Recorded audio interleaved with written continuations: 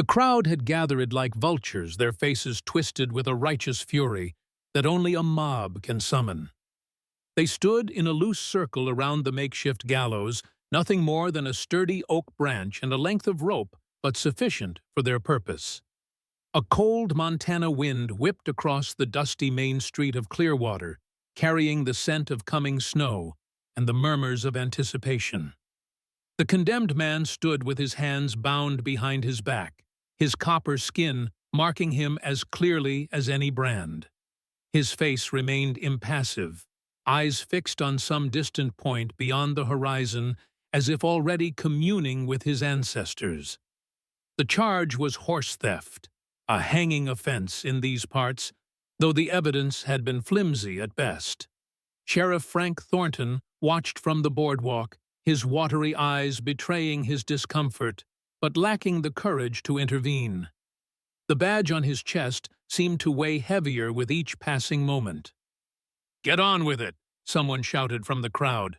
The executioner, a burly rancher with arms like oak trunks, stepped forward and placed the noose around the Native American's neck. The rope creaked as it settled against his skin. "Any last words, Redskin?" the rancher spat. The condemned man remained silent, his dignity the only thing they couldn't strip from him. The crowd grew restless, hungry for the spectacle they'd been promised. The rancher moved toward the horse that would, with a slap to its flank, leave the accused dangling. That's when they heard it, the sound of spurs, measured and deliberate, cutting through the murmurs like a knife.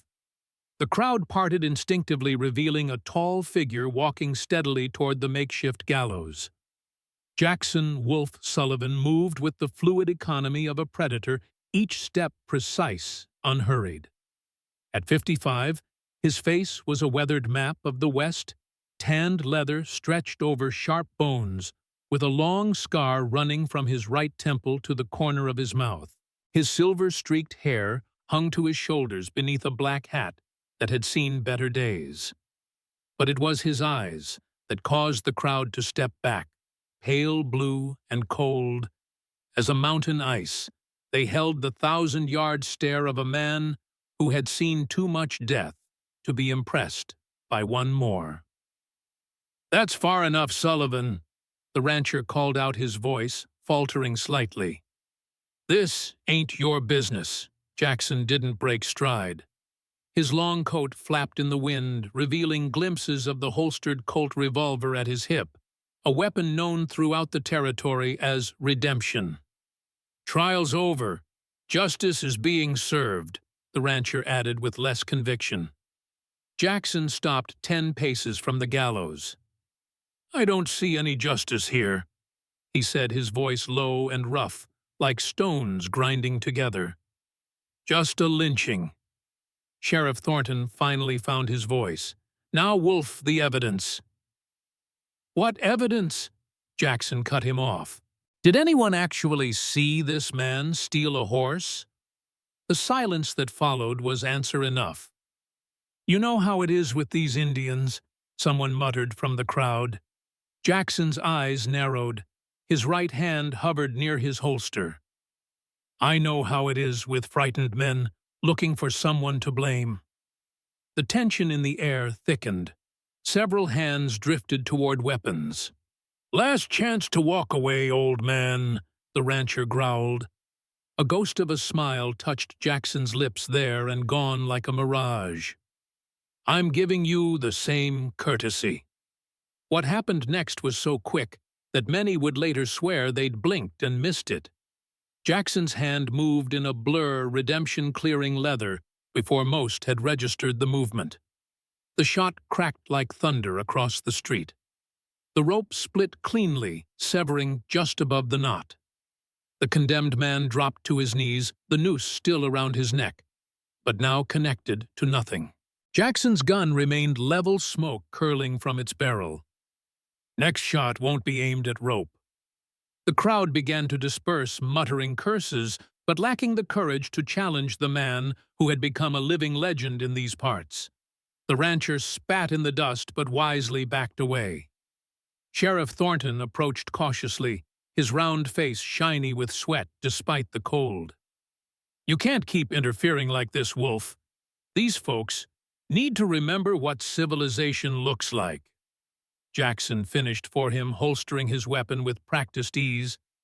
He moved to the Native American man and cut his bonds with a knife produced from his boot. The freedman rubbed his wrists, his dark eyes studying Jackson. "Why, he asked simply. Jackson helped him to his feet. "Justice isn't a privilege," he said, his voice carrying no warmth. "It's either for everyone or it's for no one." "I am in your debt," the man said, offering his hand. "Moses Blackfoot." Jackson looked at the outstretched hand for a long moment before taking it briefly. "There's no debt. Just get yourself clear of town before they find their courage in a bottle." With that, he turned and walked away, ignoring the stares that followed him. The legend of Jackson Wolf Sullivan had just grown a little larger, though the man himself couldn't have cared less. The cabin stood alone against the backdrop of pine-covered mountains, a defiant statement of solitude. Smoke curled from the stone chimney, disappearing into the gathering dusk. Inside, Jackson moved about with the efficiency of a man accustomed to his own company, stoking the fire and setting coffee to boil on the cast-iron stove. His home was sparse but orderly, a testament to his military past. A narrow bed occupied one corner, a hand-carved table with 2 chairs another. Bookshelves lined one wall filled with volumes on history tactics and, surprisingly, poetry. A gun rack held 3 rifles each, meticulously maintained. The mantelpiece above the fireplace was bare, save for a single item, a delicate lady's handkerchief yellowed with age but carefully preserved. Embroidered in one corner was the name Claire in faded blue thread. Jackson removed his hat and coat, hanging them on pegs by the door. He poured himself a measure of whiskey from a half-empty bottle and settled into the worn armchair by the fire. The flames cast dancing shadows across his face, accentuating the deep lines around his eyes and mouth. As the whiskey burned its way down his throat, his gaze drifted to the handkerchief. Unbidden, a memory surfaced, one he had revisited countless times over the years. 18 years earlier. A wagon train under attack. Gunfire and screams. Jackson, younger and faster, leading a small group of scouts to the rescue. Bodies in the dust. A family taking shelter beneath an overturned wagon. A woman, a man, and a little girl with golden hair and eyes too old for her 7 years. The attackers scattered after a fierce firefight. Jackson checking on survivors. The little girl approaching him without fear, looking up at the blood-spattered giant with curious eyes. "Are you really as strong as they say?" she had asked, tilting her head like a sparrow studying a wolf. "Strong enough," he had replied gruffly. "Strong enough to protect everyone you care about." The innocence of the question had caught him off guard. "I suppose so, little one." Then she'd smiled a smile that could have melted the ice in his heart, and declared with absolute certainty, "Then I'll marry you when I grow up. Someone that strong should have someone to come home to." Her mother had apologized profusely, but Jackson had found himself genuinely smiling for the first time in years. As they'd prepared to leave the next morning, the girl Claire was her name had pressed the handkerchief into his palm. "To remember the promise," she'd whispered. Jackson blinked away the memory as a sharp knock at his door pulled him back to the present. He rose fluidly, redemption appearing in his hand as if by magic. "It's Ellie," called a familiar voice. "Put that gun away before you shoot someone who brings you soup." Jackson relaxed slightly, returning the weapon to its holster before opening the door. Eleanor Ellie Reynolds stood on his porch holding a covered pot and wearing an expression that brooked no argument. At 48, she remained a handsome woman, her dark hair streaked with gray and pulled back in a practical bun. Her sharp features were softened by intelligent brown eyes that missed little. "I didn't ask for soup," Jackson said, but stepped aside to let her enter. "You didn't ask for a bullet in your leg 3 years ago either, but I pulled it out just the same," she replied, moving past him to set the pot on the stove. "That was quite a show in town today." Jackson closed the door against the increasing wind. "Wasn't trying to put on a show." "Never are," Ellie said, removing her coat to reveal the simple dress beneath. As the only doctor, though she insisted on being called a nurse for 20 miles, Ellie had long ago abandoned any pretense of fashion in favor of practicality. "That's what makes it so impressive." She ladled soup into 2 bowls without asking permission. This routine was familiar. Every few weeks, Ellie would appear with food and conversation, refusing to let Jackson disappear completely into his isolation. "Moses Blackfoot is a good man," she continued, placing a bowl before him. "His people have been using the same hunting grounds for generations. That horse theft nonsense was just an excuse." Jackson sat at the table. "Town's getting restless. The drought isn't helping." Ellie nodded, taking the seat opposite him. 3 months without proper rain. Crops failing, wells running dry." She blew on a spoonful of soup. "Margaret's worried the bank won't survive if farmers can't make their payments."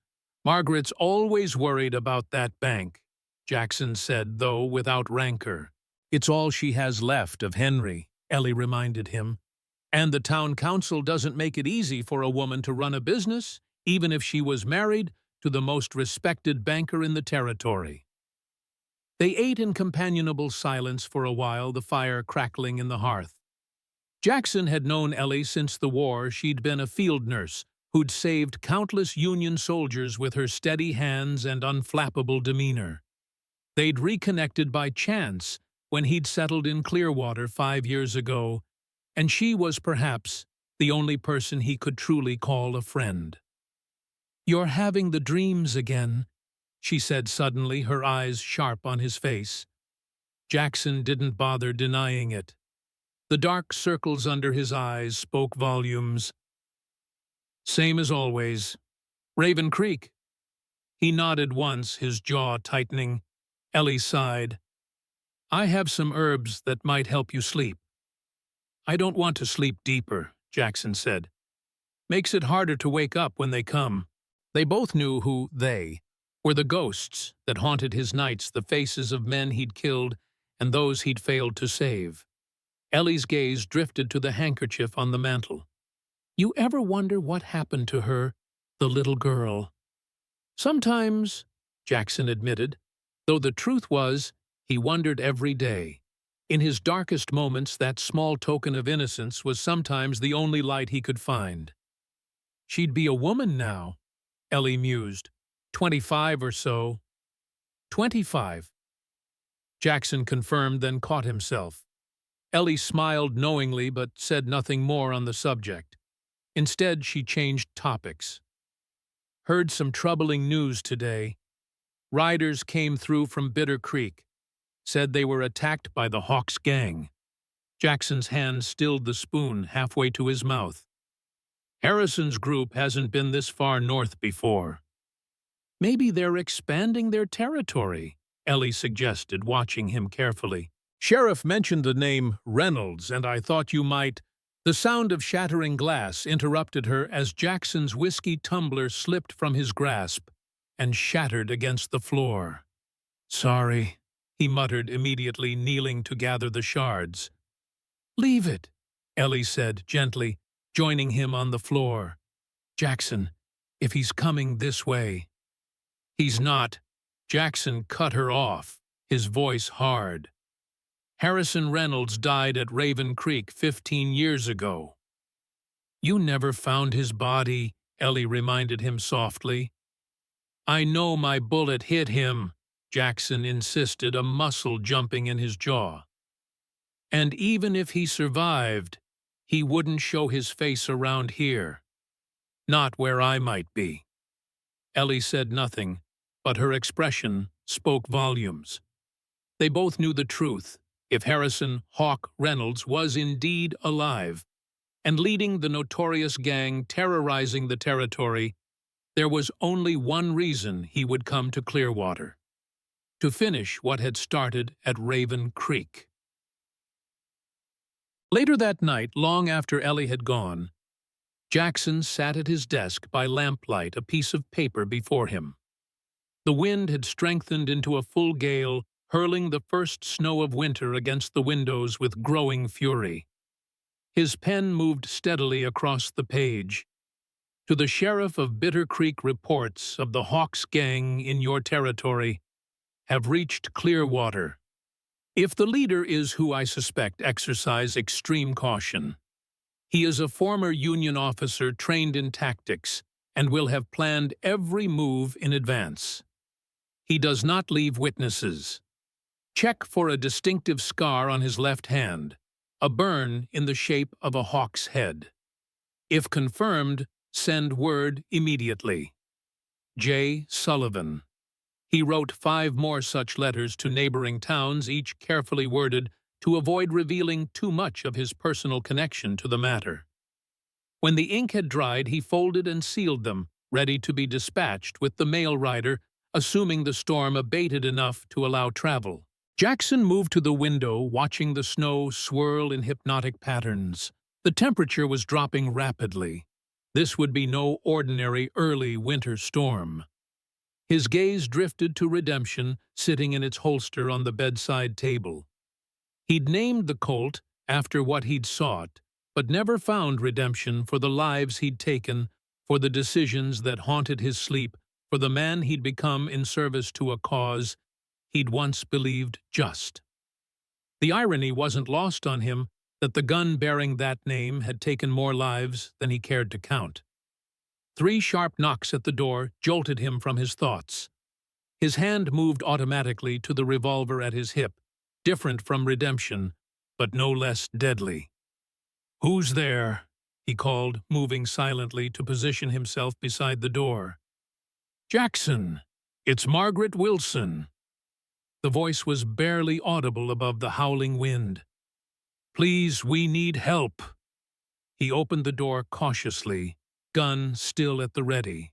Margaret stood on his porch snow, dusting her dark cloak, her face pale with worry. Behind her, 2 men supported a third figure between them, a person so bundled against the storm that Jackson couldn't immediately determine age or gender. "What happened?" he demanded, stepping back to allow them entry. "Found her half frozen by the South Road," Margaret explained, as the men carried the unconscious form inside. "Ellie's clinic was closer, but we couldn't make it in this storm. Your place was the nearest shelter." As they laid the figure gently on his bed, the blankets fell away, revealing the face of a young woman. Blood matted her golden hair, and her skin was unnaturally pale beneath the blue tinge of cold. "She's been shot," Margaret said grimly, pulling back the layers to reveal a makeshift bandage saturated with blood. "Bullet grazed her temple, and she's got another wound in her shoulder. She was conscious when they found her mumbling about being followed, then passed out." Jackson's mind shifted immediately into the familiar territory of battlefield triage. "I need hot water, clean cloths. There's a medical kit in that trunk." As Margaret moved to comply, Jackson carefully examined the unconscious woman. She appeared to be in her mid-20s, with fine features and the calloused hands of someone accustomed to hard work. Despite her injuries and the grime of travel, there was something striking about her face, a strength in the set of her jaw, a character etched into the faint lines around her eyes. "Doesn't look like anyone from around here," one of the men commented. "Might be from one of the homesteads further out," the other suggested. "We'll know when she wakes up," Jackson said, applying pressure to the shoulder wound. "If she wakes up." The bullet had passed clean through her shoulder, missing bone, but leaving a nasty wound that had bled heavily. The head injury was more concerning, a deep graze that had likely rendered her unconscious even before the cold had taken hold. Margaret returned with the supplies, her movements efficient. As the widow of Clearwater's banker, She had assumed a position of quiet authority in town affairs, particularly among the women. Her dark hair was streaked with gray at the temples, but at 47, she carried herself with the poise of a much younger woman. "Should we fetch Ellie?" she asked, handing Jackson a roll of clean bandages. He shook his head. "Storm's too dangerous now. We'll do what we can until morning." For the next hour, they worked in practiced tandem cleaning and bandaging the wounds, warming the young woman gradually to avoid the shock of too rapid temperature change. The two men who had carried her in departed once it was clear their assistance was no longer needed, promising to return with Ellie when the storm allowed. "She's lucky," Margaret commented, wringing out a cloth in a basin of pink-tinged water. "Another hour in that cold," Jackson grunted in acknowledgement. "Question is, what was she doing out there alone in the first place?" Margaret gave him a knowing look. "Some might ask the same about a certain former captain who showed up in Clearwater 5 years ago, seeking isolation." "That's different," he muttered. "Is it?" Margaret challenged gently. "We all have our reasons for ending up where we do, Jackson. Some are just more obvious than others." Before he could respond, the young woman stirred slightly, a soft moan escaping her lips. They both leaned closer, watching as her eyelids fluttered. "Can you hear me?" Margaret asked, her voice calm and reassuring. "You're safe now." The woman's eyes opened slowly, a startling clear blue that seemed to take a moment to focus. When they did, they fixed on Jackson with an intensity that made him inexplicably uncomfortable. "Where?" she began, her voice a dry whisper. "Clearwater," Jackson supplied. "Montana Territory. You were found by the South Road." Recognition flickered in her eyes, followed quickly by alarm. She tried to sit up, but fell back with a grimace of pain. "Easy," Margaret cautioned. "You've been shot. You need to rest." "They'll come," the woman rasped. "The Hawk's men. They'll track me." Jackson and Margaret exchanged a glance. "The Hawk," Jackson repeated, his voice carefully neutral. "Harrison Reynolds," the woman nodded weakly. "His gang attacked our wagon, killed everyone else." Her eyes began to close again, exhaustion claiming her. "What's your name?" Margaret asked quickly, before she could slip away. "Claire," the woman murmured, already half unconscious. "Claire Bennett." Jackson froze, the name hitting him like a physical blow. His eyes darted to the handkerchief on the mantel, then back to the woman's face. Could it possibly be? But there was no opportunity to ask. Claire had slipped back into unconsciousness, her breathing shallow but steady. "Jackson," Margaret prompted, noting his reaction. "Do you know her?" He shook his head slowly. "No," he said, though uncertainty colored his voice. "Just a common name, that's all." Margaret looked unconvinced, but didn't press the issue. "I'll sit with her for a while. You should get some rest." "I'm fine," he insisted, though the weight of the day was beginning to press down on him. "Stubborn as always," Margaret sighed. "At least let me make some coffee." As she moved to the stove, Jackson found his gaze drawn back to the unconscious woman, to Claire. It had to be coincidence. The Claire he remembered would be about this age now, true. But what were the chances she would appear on his doorstep after all these years?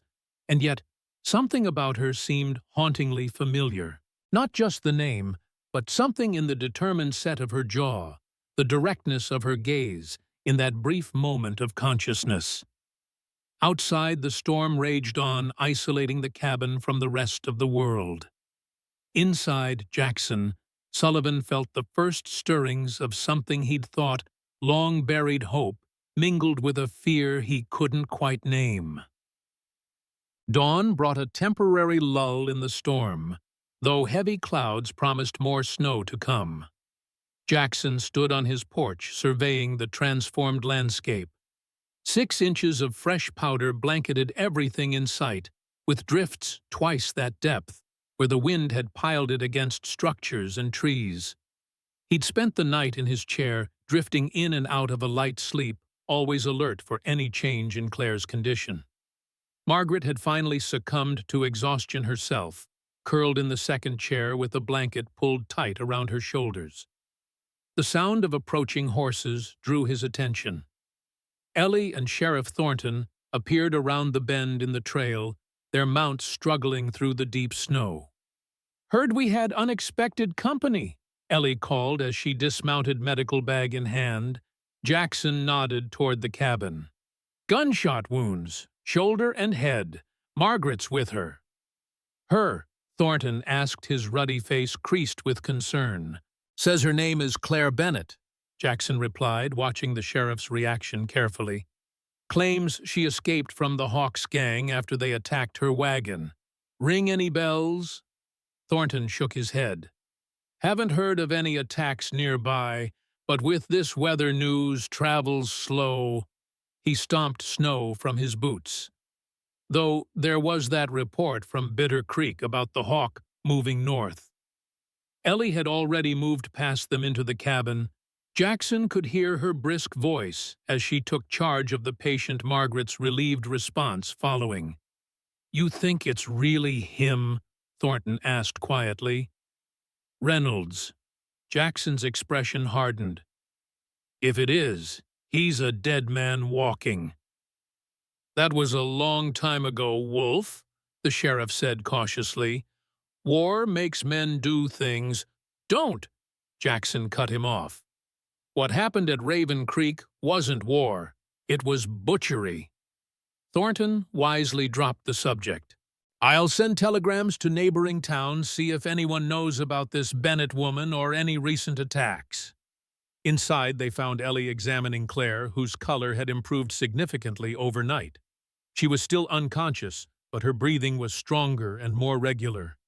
"You did good work here," Ellie told Jackson and Margaret. "Clean bandaging, proper wound care." She gave Jackson a knowing look. "Some skills you never forget, do you, Captain?" He ignored the use of his old rank. "Will she make it?" "Barring infection, yes," Ellie confirmed.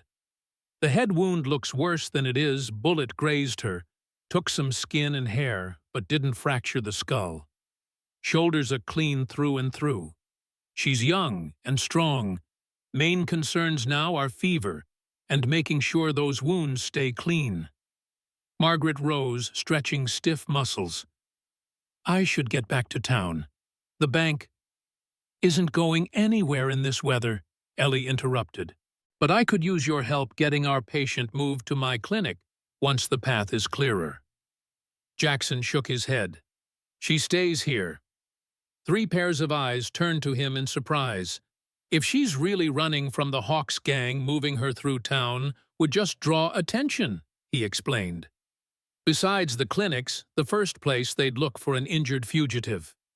"And your cabin's the last," Thornton said, understanding dawning. "Smart." "I'm not sure that's wise," Margaret began. "A young woman staying alone with—" "I'll be here daily to check on her," Ellie cut in. "And I'm sure you'll visit too, Margaret. No one would dare question her reputation with us as chaperones."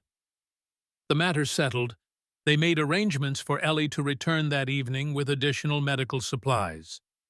Thornton would spread word that the injured traveler had been moved to a homestead further east, a false trail for any pursuing parties. As they prepared to leave, Margaret pulled Jackson aside.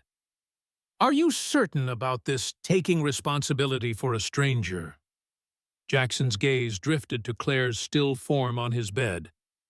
"I've turned away too many people who needed help," he said quietly. "Not this time." Margaret studied him for a long moment, then nodded. "There's more to this than you're saying, but I trust your judgment." She squeezed his arm gently. "Just be careful. The last thing Clearwater needs is to lose its reluctant guardian angel."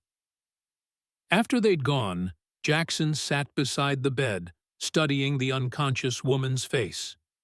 In sleep, with the tension eased from her features, she looked younger, more like the child he remembered. But that was impossible. Claire Bennett might share a name with the little girl from his past. But coincidences happened. The West was full of Claires. And yet he couldn't shake the feeling that her appearance now with Harrison Reynolds possibly resurfacing was something more than chance. Claire stirred her eyelids fluttering. When they opened, those startlingly blue eyes focused on him with more clarity than before. "You," she whispered. "Me," he agreed, offering her water from a cup. "How's the pain?" She sipped carefully before answering. "I've had worse." Jackson doubted that, but said nothing. "How long have I been here?" she asked, taking in her surroundings. "Since last night. Storm hit hard. You're lucky to be alive." Claire attempted to sit up, wincing at the movement. Jackson instinctively reached out to support her, one arm sliding behind her back. The contact seemed to startle them both, and he withdrew quickly once she was stable. "Thank you," she said, studying him with an intensity that made him uncomfortable. "For taking me in. Thank Margaret Wilson and the men who found you." He deflected. "I just happened to have the closest shelter." A ghost of a smile touched her lips. Always the modest hero. Something in her tone made him pause. "Have we met before?" Claire hesitated, something unreadable flickering in her eyes. "I don't think so," she said finally. "I'd remember someone like you." Before he could press further, she changed the subject. "The men who were after me won't find you here," Jackson assured her. "Sheriff's putting out a false trail, but we need to know more about them. You mentioned the Hawks gang." She nodded, her expression darkening. "They attacked our wagon 2 days east of here. 5 of them, led by a man with cold eyes and a burn scar on his left hand." Jackson's jaw tightened. "Harrison Reynolds." "You know him," Claire observed. "We served together." Jackson said, his voice flat. "During the war, until we didn't." "He killed everyone in our party," Claire continued. "I only escaped because—" She paused, choosing her words carefully. "Because I was thrown from the wagon during the attack and presumed dead. When I came to, I took a horse and rode west." Jackson sensed she was holding something back, but didn't push. Everyone had secrets, and hers were her own to keep or share. "You're safe for now," he said instead. "Rest. Rebuild your strength. We'll figure out next steps when you're steadier." Claire nodded, her eyelids already growing heavy. "You still haven't told me your name," she murmured. "Jackson Sullivan." A strange expression crossed her face, something like recognition quickly masked. "Thank you, Mr. Sullivan," she said, before drifting back to sleep. Jackson remained by the bedside long after her breathing had deepened into sleep, troubled by the encounter. Claire Bennett was a mystery one, with potentially deadly consequences if Harrison was truly hunting her. Yet something about her stirred protective instincts he'd thought long dormant. Or perhaps it was simply the name and the memories it evoked of a simpler time when a child's innocent promise had briefly reminded him that the world contained more than violence and death. The next 3 days passed in a blur of snowfall and recovery. The storm intensified again, effectively cutting off Jackson's cabin from town, except for Ellie's determined daily visits. Claire's condition improved steadily, fever threatening briefly, but receding under Ellie's expert care. By the 4th day, she was able to sit up comfortably and take short walks around the cabin. Jackson maintained a careful distance, sleeping in his chair and providing for her needs with gruff efficiency that bordered on standoffishness. "You don't have to treat me like I'm made of glass," Claire commented on the evening of the fourth day, watching him prepare dinner. "I won't break." Jackson glanced at her over his shoulder. She sat at the table, her golden hair washed clean of blood and dirt caught in the firelight. The bandage around her head had been reduced to a small dressing at her temple, and her arm rested in a sling Ellie had fashioned. "Never thought you would," he replied, returning his attention to the venison stew. "Then why do you look at me like I'm a rattlesnake about to strike?" she pressed. The directness of the question caught him off guard. Most people tiptoed around him, intimidated by his reputation and demeanor. Claire seemed to have neither such concern. "Force of habit," he said finally. "I don't spend much time with people." "Women, you mean," she corrected with a slight smile. "Ellie says you've been a hermit since you arrived in Clearwater." Jackson frowned. "Ellie talks too much." "She cares about you," Claire observed.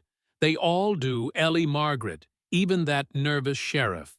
They see something in you worth caring about." "They're wrong." He ladled stew into 2 bowls and set one before her. Claire accepted the food, but didn't let the subject drop. "I don't think so. A man who risks his life to save a stranger from a lynch mob, who takes in an injured woman with no questions asked. That's someone worth knowing." Jackson sat across from her, uncomfortable with the direction of the conversation. "You heard about that? The whole town's talking about it, according to Ellie. The great Wolf Sullivan dispensing frontier justice with a single shot." Her tone was lightly teasing, but her eyes were serious. "Why do they call you Wolf?" "Long story." He deflected. "I'm not going anywhere," she countered. Jackson sighed, recognizing the determination in her gaze. "During the war, I led a scouting company. We operated behind enemy lines, gathered intelligence, sometimes conducted raids. We moved like wolves, silent, efficient. The name stuck. And after the war," his expression closed. "Ate dinner before it got cold." Claire took the hint and focused on her meal, though Jackson could feel her studying him between bites. There was something unnerving about her attention, as if she were trying to reconcile the man before her with someone she'd expected to find. "This is good," she said after a while. "You're a surprisingly decent cook for a hermit." "Necessity," he replied. "Can't live on Ellie's charity soup forever." A comfortable silence fell between them as they ate. Outside, the wind had died down, though snow still fell in gentle flurries. The storm was finally abating. "I should be able to leave soon," Claire said suddenly. "Once the trail's clear." Jackson looked up sharply. "And go where?" "West," she said. "Maybe California. Somewhere Harrison and his men won't find me." "They're not the type to give up easily," Jackson warned. "If they want you dead, they'll keep looking." Claire's fingers tightened around her spoon. "I know, but I can't stay here and put everyone in danger." "You know something," Jackson said, his eyes narrowing. "Something worth killing for. That's why they're hunting you." She didn't answer immediately, her gaze dropping to her bowl. "We all have secrets, Mr. Sullivan. Some are best left buried." "Not if they're going to get you killed," he countered. "And not if they involve Harrison Reynolds." Claire studied him for a long moment. "You hate him," she observed. "This goes beyond former comrades falling out." It was Jackson's turn to look away. "Like you said, we all have secrets." The conversation might have ended there, but a sharp knock at the door startled them both. Jackson was on his feet instantly, redemption in hand. "Wolf, it's Moses Blackfoot," called a voice from outside. Jackson relaxed slightly, but approached the door cautiously. Moses stood on the porch, snowflakes settling on his dark hair and shoulders.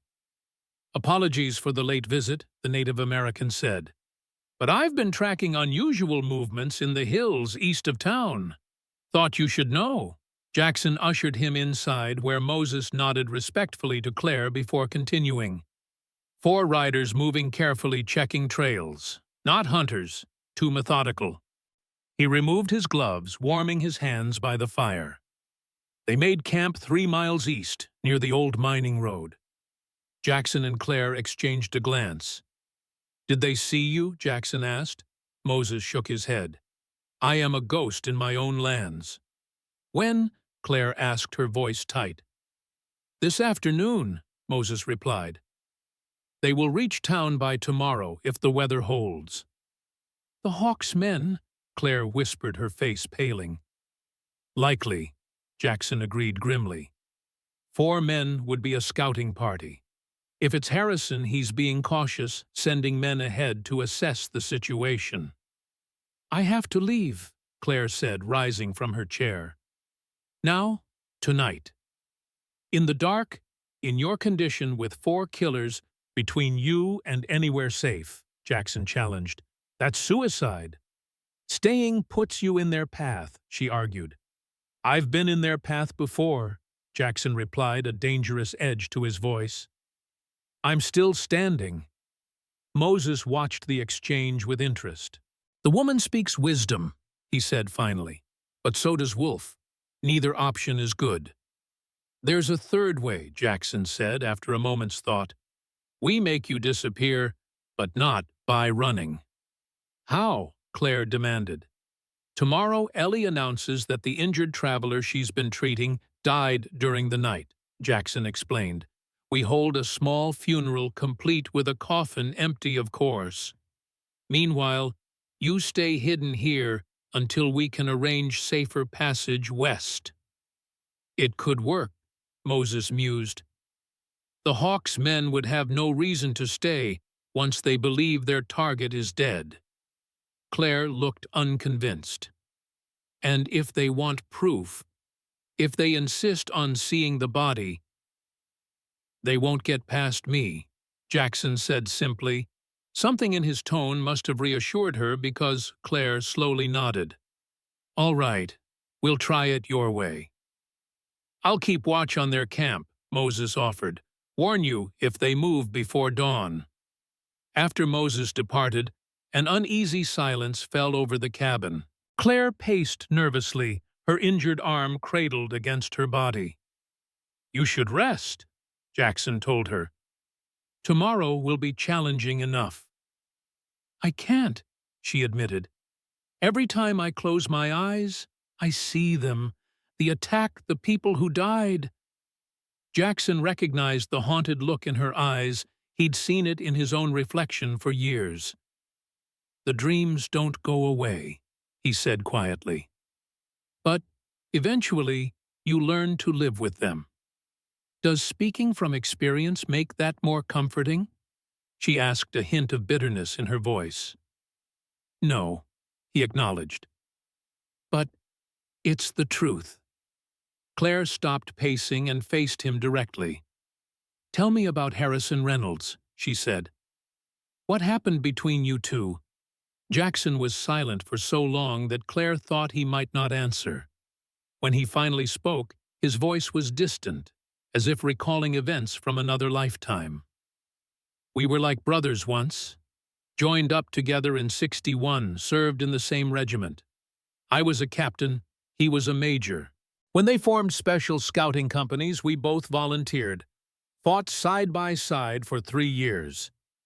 He moved to the window, staring out at the falling snow.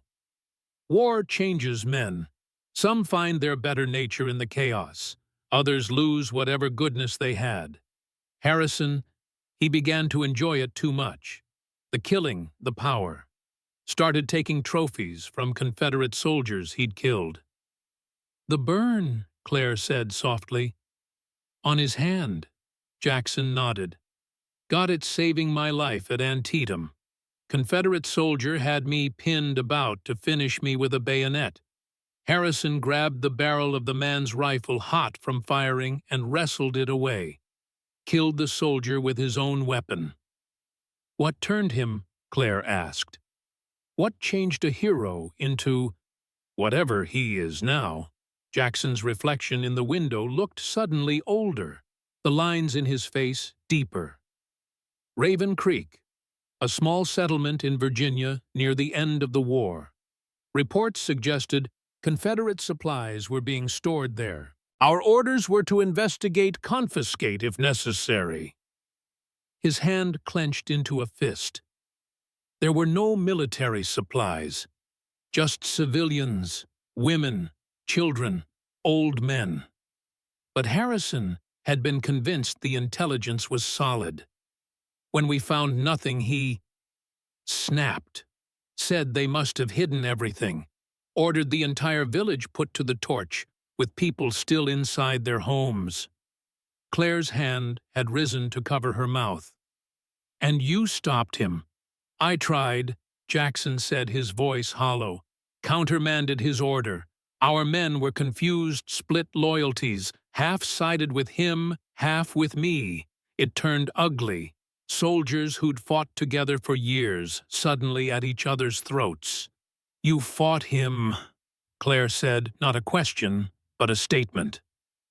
Jackson turned from the window, and in the firelight Claire could see the full weight of the memory etched into his features. For hours, across the village, through buildings in the mud. The worst fight of my life, not because he was the most skilled opponent I'd ever faced, but because he knew me, knew how I thought, how I moved. How did it end? Claire asked, though something in her expression suggested she already knew the answer. I put a bullet in him, Jackson said flatly. Center mass, watched him fall into the creek that gave the village its name. The current was strong from spring rains. His body was swept away before anyone could reach him. He rubbed the scar on his face unconsciously. Got this as a parting gift from his knife. By the time it was over, the village was half burned anyway. Casualties on both sides. And for what? Nothing. There were never any supplies. Claire approached him slowly, as one might a wounded animal. You did what you had to do. Did I? Jackson challenged. I killed my brother in arms over civilians I didn't even know. Was that duty, honor, or just another act of violence in a war that had already seen too much? You saved innocent lives, Claire insisted. That has to count for something. Not to the men who died following my orders, Jackson replied. Not to the villagers who lost their homes anyway. And not to the man I once called friend. They stood in silence for a long moment, the fire crackling in the hearth, casting long shadows across the cabin walls. If he survived, Claire said finally, if it really is him leading this gang, what will you do? Jackson's eyes met hers, and in them Claire saw a resolve as cold and unyielding as mountain stone.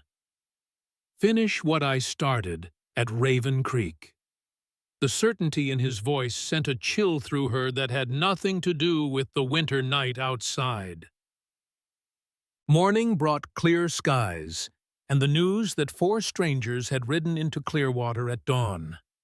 Moses had slipped away from their camp during the night to warn Jackson, who had immediately set Ellie's plan in motion. By mid-morning, word had spread through town that the mysterious injured traveler had succumbed to her wounds during the night. Ellie, playing her part perfectly, looked appropriately solemn as she oversaw the preparation of a simple pine coffin. Jackson watched the proceedings from the shadow of the livery stable, his hat pulled low over his eyes. The 4 strangers were easy to spot, hard-faced men with the watchful eyes of predators. They moved through town with deceptive casualness, asking questions at the general store, the saloon, and finally, Ellie's clinic. From his vantage point, Jackson could see Ellie speaking with them, her expression professionally grave as she gestured toward the undertakers.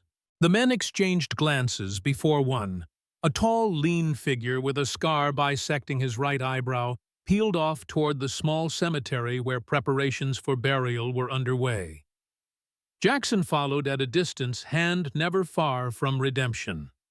If these were indeed Harrison's men, they would be dangerous, not common bandits, but likely former soldiers with training and experience. The scarred man approached the cemetery where Margaret supervised two laborers digging a grave in the frozen ground. The coffin lay nearby, its plain wood stark against the snow. "Excuse me, ma'am," the stranger called, tipping his hat with exaggerated courtesy. "Heard there was a burial today. Young woman, is that right?" Margaret straightened, her expression cool.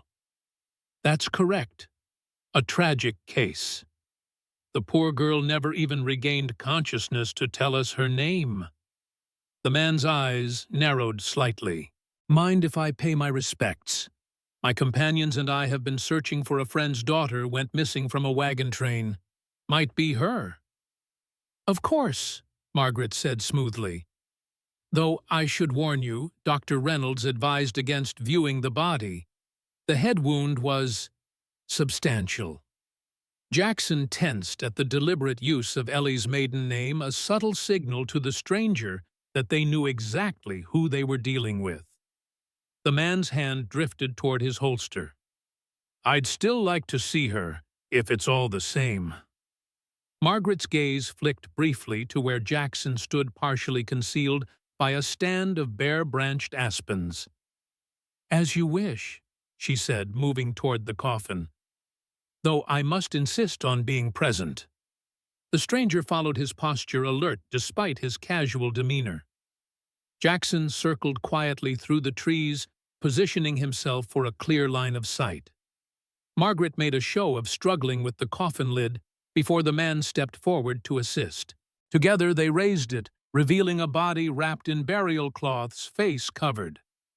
"You'll understand if I check," the man said, reaching for the cloth covering the face. Margaret stepped back, her distaste evident. "If you must." As the man bent over the coffin, Jackson emerged from the trees, redemption drawn, but held casually at his side. "Paying respects, friend," he called. The stranger's head snapped up, hand freezing inches from the shroud. His eyes widened slightly as he took in Jackson's imposing figure. "Just confirming if this might be my friend's daughter," he replied, straightening slowly. "Funny," Jackson said, approaching with measured steps. "Sheriff has no reports of missing girls from wagon trains in these parts." The man's expression hardened. "News travels slow in winter." "Not as slow as you might think," Jackson countered, now close enough to see the tension in the stranger's shoulders. "Margaret, I think you're needed back in town." She nodded, gathering her skirts. "I'll send the undertaker to finish up here." As she departed, the two men regarded each other like wolves circling for position. "You have the advantage of me, friend," the stranger said. "You know my business, but I don't know your name." "Jackson Sullivan," he replied, watching for a reaction. "Some call me Wolf." If the name meant anything to the man, he hid it well. "Frank Miller," he offered in return, the lie falling easily from his lips. "Just passing through with my companions." "Long way from your usual territory, aren't you?" Jackson commented. "The hawk typically keeps to the southern routes." Miller's hand twitched toward his gun. "Don't know what you're talking about, friend." "I'm not your friend," Jackson said simply. "And I know exactly who you work for. So here's what's going to happen. You're going to close that coffin walk back to your companions and ride out of Clearwater by noon. You'll tell Harrison that his quarry is dead, buried in frozen ground where she can't trouble him anymore." Miller's face hardened. "And if I don't care for those terms?" Jackson's grip on redemption tightened imperceptibly. "Then you'll join her, your choice." For a tense moment, Jackson thought the man might draw.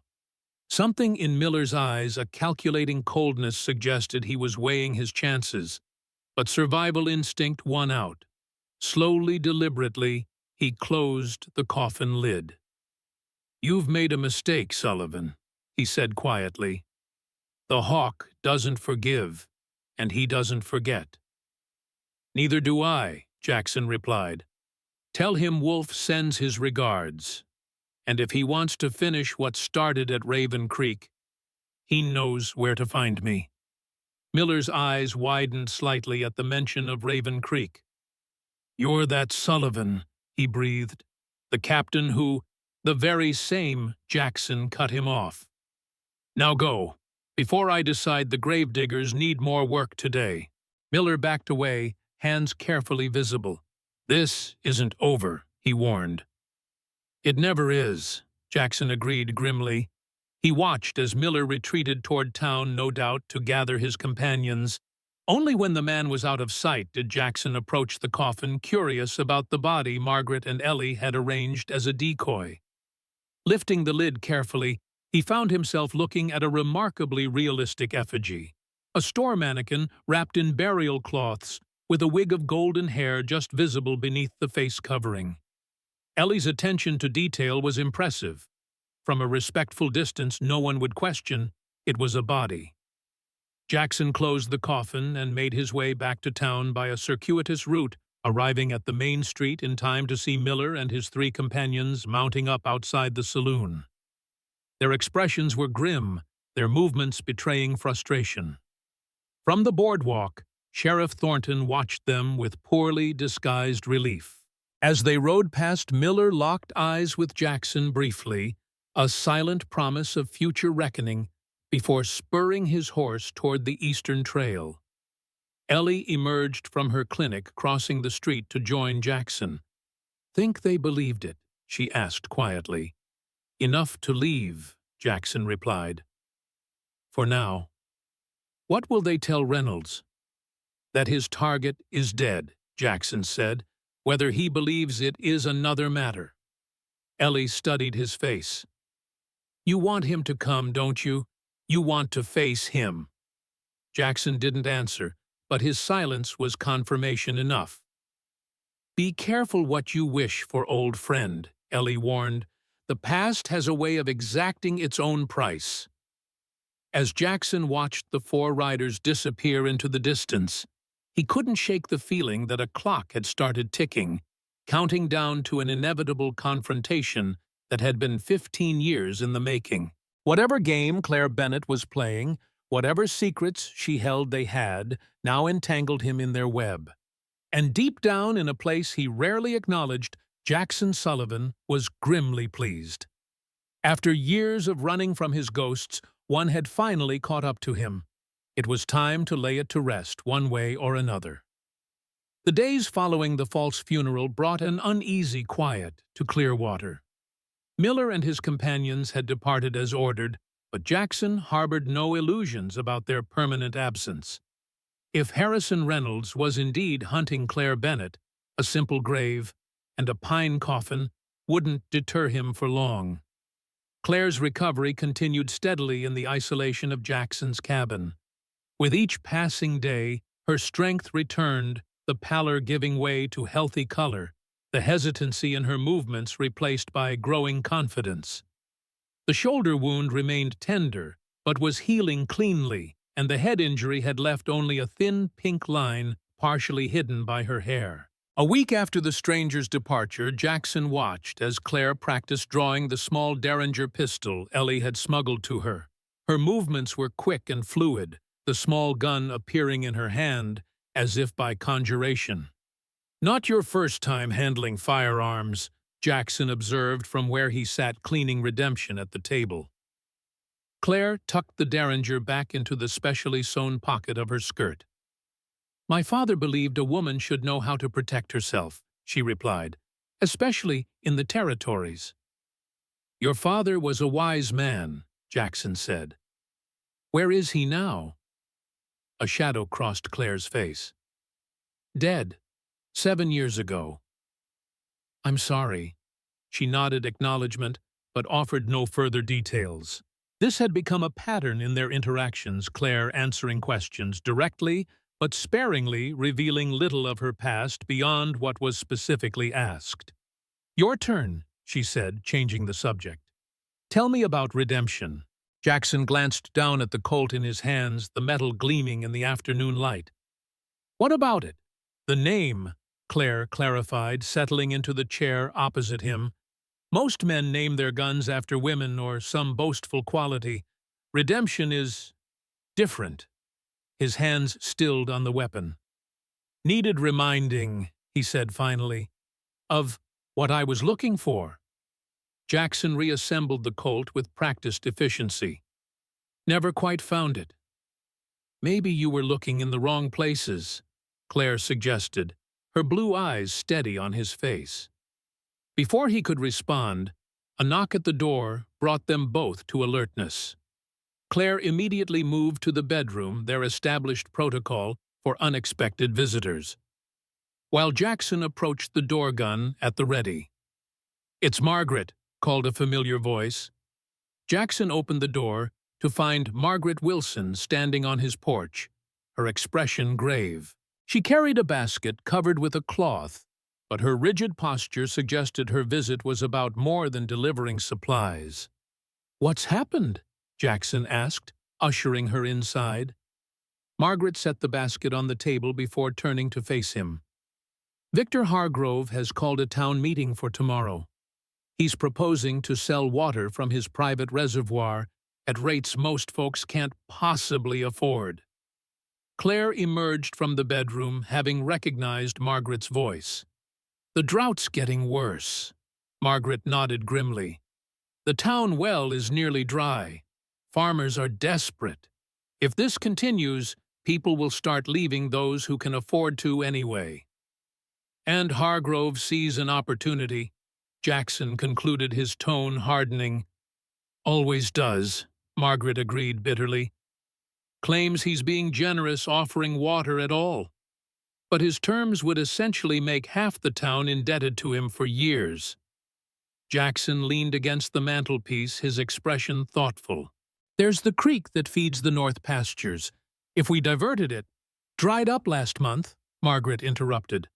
"Only reliable water source left is the river 5 miles east, and without proper equipment to build a channel."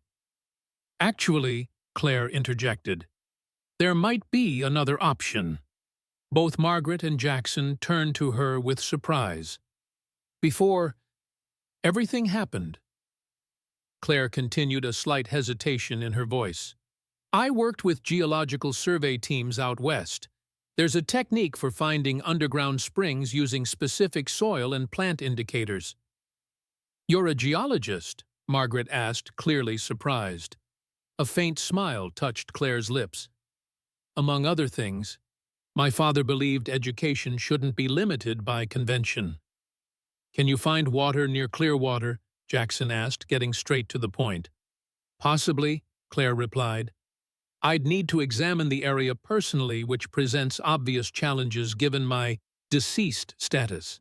They fell silent, considering the implications. Claire's expertise could potentially save the town, but revealing she was alive would alert Harrison's men if they were still watching. "What if," Margaret said slowly, "our mysterious expert weren't you at all, but rather a male geologist passing through someone with a beard, perhaps, and different-colored hair?" Jackson raised an eyebrow. "A disguise, with the right clothing and some theatrical assistance." Margaret continued, warming to her idea. "Claire could survey the land without anyone suspecting her true identity." "It's risky," Jackson warned. "So is letting Clearwater die of thirst," Claire countered, "or becoming Victor Hargrove's feudal subjects." Jackson studied her face, noting the determination in her eyes. "You'd be putting yourself in danger to help people you don't even know." "Wouldn't be the first time," Claire replied quietly, something meaningful passing between them. After a moment's consideration, Jackson nodded. "We'll need Ellie's help with the disguise, and a believable story for our visiting expert." "Leave that to me," Margaret said with unexpected enthusiasm. "I've always had a flair for the dramatic." As they began formulating their plan, Jackson couldn't help but notice the spark that had ignited in Claire a sense of purpose that transformed her from refugee to rescuer. It was a change that both impressed and concerned him. The more visible she became, the greater the danger. Yet there was something in her determination that resonated with him, a reminder of what it meant to fight for something beyond mere survival. 2 days later, a stranger rode into Clearwater, a slender man with a short beard and spectacles wearing the practical clothing of a field scientist. Professor Albert Bennett carried a letter of introduction from the Territorial Geological Survey and spoke with quiet authority about water table formations and aquifer assessments. Beneath the skillfully applied false beard and male attire, Claire moved through town with remarkable confidence. Ellie's theatrical makeup skills and Margaret's attention to detail had created a disguise that held up even under close scrutiny. Jackson accompanied the professor as a hired guide, his imposing presence discouraging too many questions from curious townsfolk. Together, they examined the land surrounding Clearwater, Claire discreetly marking locations of interest in a small notebook. "There," she murmured late in the afternoon of the second day, kneeling to examine the soil in a shallow depression a mile west of town. "The clay composition here is distinctive, and these particular grasses typically grow where water is relatively close to the surface." Jackson surveyed the area, an unremarkable patch of land between two sloping hills. "How sure are you by 80%? Claire replied, removing her gloves to crumble soil between her fingers. "Enough to warrant test drilling." "Hargrove won't like it," Jackson warned. "This land borders his property." Claire's eyes, magnified slightly by the spectacles, met his with a hint of challenge. "Does that concern you?" "Just stating facts," he replied. "Hargrove has influence with the town council. If this works, he stands to lose his leverage over Clearwater." "Then we'll need to be persuasive at tomorrow's meeting," Claire said, rising and brushing dirt from her trousers. The masculine garments couldn't quite conceal her natural grace, though the loose fit and careful tailoring obscured her feminine figure. They worked until dusk, Claire methodically mapping potential drilling sites while Jackson kept watch. The disguise allowed her a freedom of movement she'd been denied since her arrival, and he noted how she seemed to come alive in the open air, her expertise evident in every observation she made. As they rode back toward town in the gathering twilight, Claire suddenly reined her horse to a stop, staring at a distant ridge. "What is it?" Jackson asked, hand moving instinctively to redemption. "Nothing," she said after a moment. "Thought I saw movement. Just a deer, probably." Jackson scanned the ridgeline, but saw nothing suspicious. Still, an uneasiness settled over him. The years had taught him to trust such instincts. "We should head back," he said. "Different route." Claire nodded, following his lead, as he guided them on a circuitous path back to Clearwater. If anyone was watching, they would find little to report beyond a local guide and a visiting scientist conducting a survey, exactly the story they wanted told. When they reached the outskirts of town, Claire spoke quietly. "Jackson, if this works, if we find water, it changes everything for Clearwater." "That's the idea, isn't it?" he replied. "Yes, but," she hesitated, adjusting her spectacles nervously, "it also means I've tied myself to this place. If Harrison sends men back, they'll be looking for someone with knowledge of water and geology." Jackson understood her concern. By helping Clearwater, Claire was potentially creating a signature that Harrison might recognize. "We'll cross that bridge when we come to it," he said. "For now, let's focus on convincing the town your professor knows what he's talking about." They parted at the edge of town, Jackson returning to his cabin, while Claire, still in disguise, took a room at the small hotel where Margaret had arranged accommodations for the visiting expert. The separation was necessary to maintain their cover, but Jackson found himself unexpectedly troubled by her absence from the cabin. In just 2 weeks, he had grown accustomed to her presence, the quiet conversations by the fire, the way she hummed softly while mending her clothes, even her persistent questions about his past. The empty cabin seemed emptier somehow, as if Claire had taken something essential with her. Shaking off the unsettling thought, Jackson focused on preparing for the town meeting. If Claire was right about the water, tomorrow would be a turning point for Clearwater, and possibly for all of them. The town hall was packed to capacity the following evening. Every resident of Clearwater who could walk, ride, or be carried had come to hear the debate that would determine their future. On one side of the small stage stood Victor Hargrove, his imposing figure clad in an expensive suit that set him apart from the working clothes of most attendees. At 60, the former Union colonel maintained the rigid posture and commanding presence that had made him an effective military leader. His silver hair and neatly trimmed beard gave him a distinguished appearance, though the cold calculation in his eyes belied any impression of benevolence. Opposite him stood Margaret Wilson, whose position as bank manager made her Hargrove's natural adversary in town affairs. Between them, Sheriff Thornton shifted uncomfortably in his role as moderator.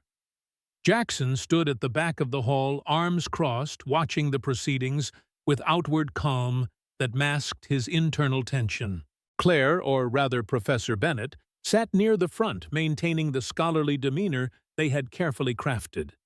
"Friends and neighbors," Hargrove began, his deep voice carrying easily to the far corners of the room. "I don't need to tell you the gravity of our situation. The drought has pushed Clearwater to the brink of extinction. Fields are failing, livestock is suffering, and our town well has virtually dried up." Murmurs of agreement rippled through the crowd. "Fortunately," he continued, "foresight led me to develop a substantial reservoir on my property years ago. Today, I am prepared to share that blessing with Clearwater." Margaret stepped forward. "At what cost, Victor? The rates you've proposed would bankrupt half the families here within months." "Resources have value, Margaret," Hargrove countered smoothly. "Water that keeps your farm alive is water I can't use for my own operations. That's simple economics." "It's exploitation," Margaret shot back. "You're using a natural disaster to seize control of this town." Hargrove's expression hardened. "I'm offering a solution when no one else has any.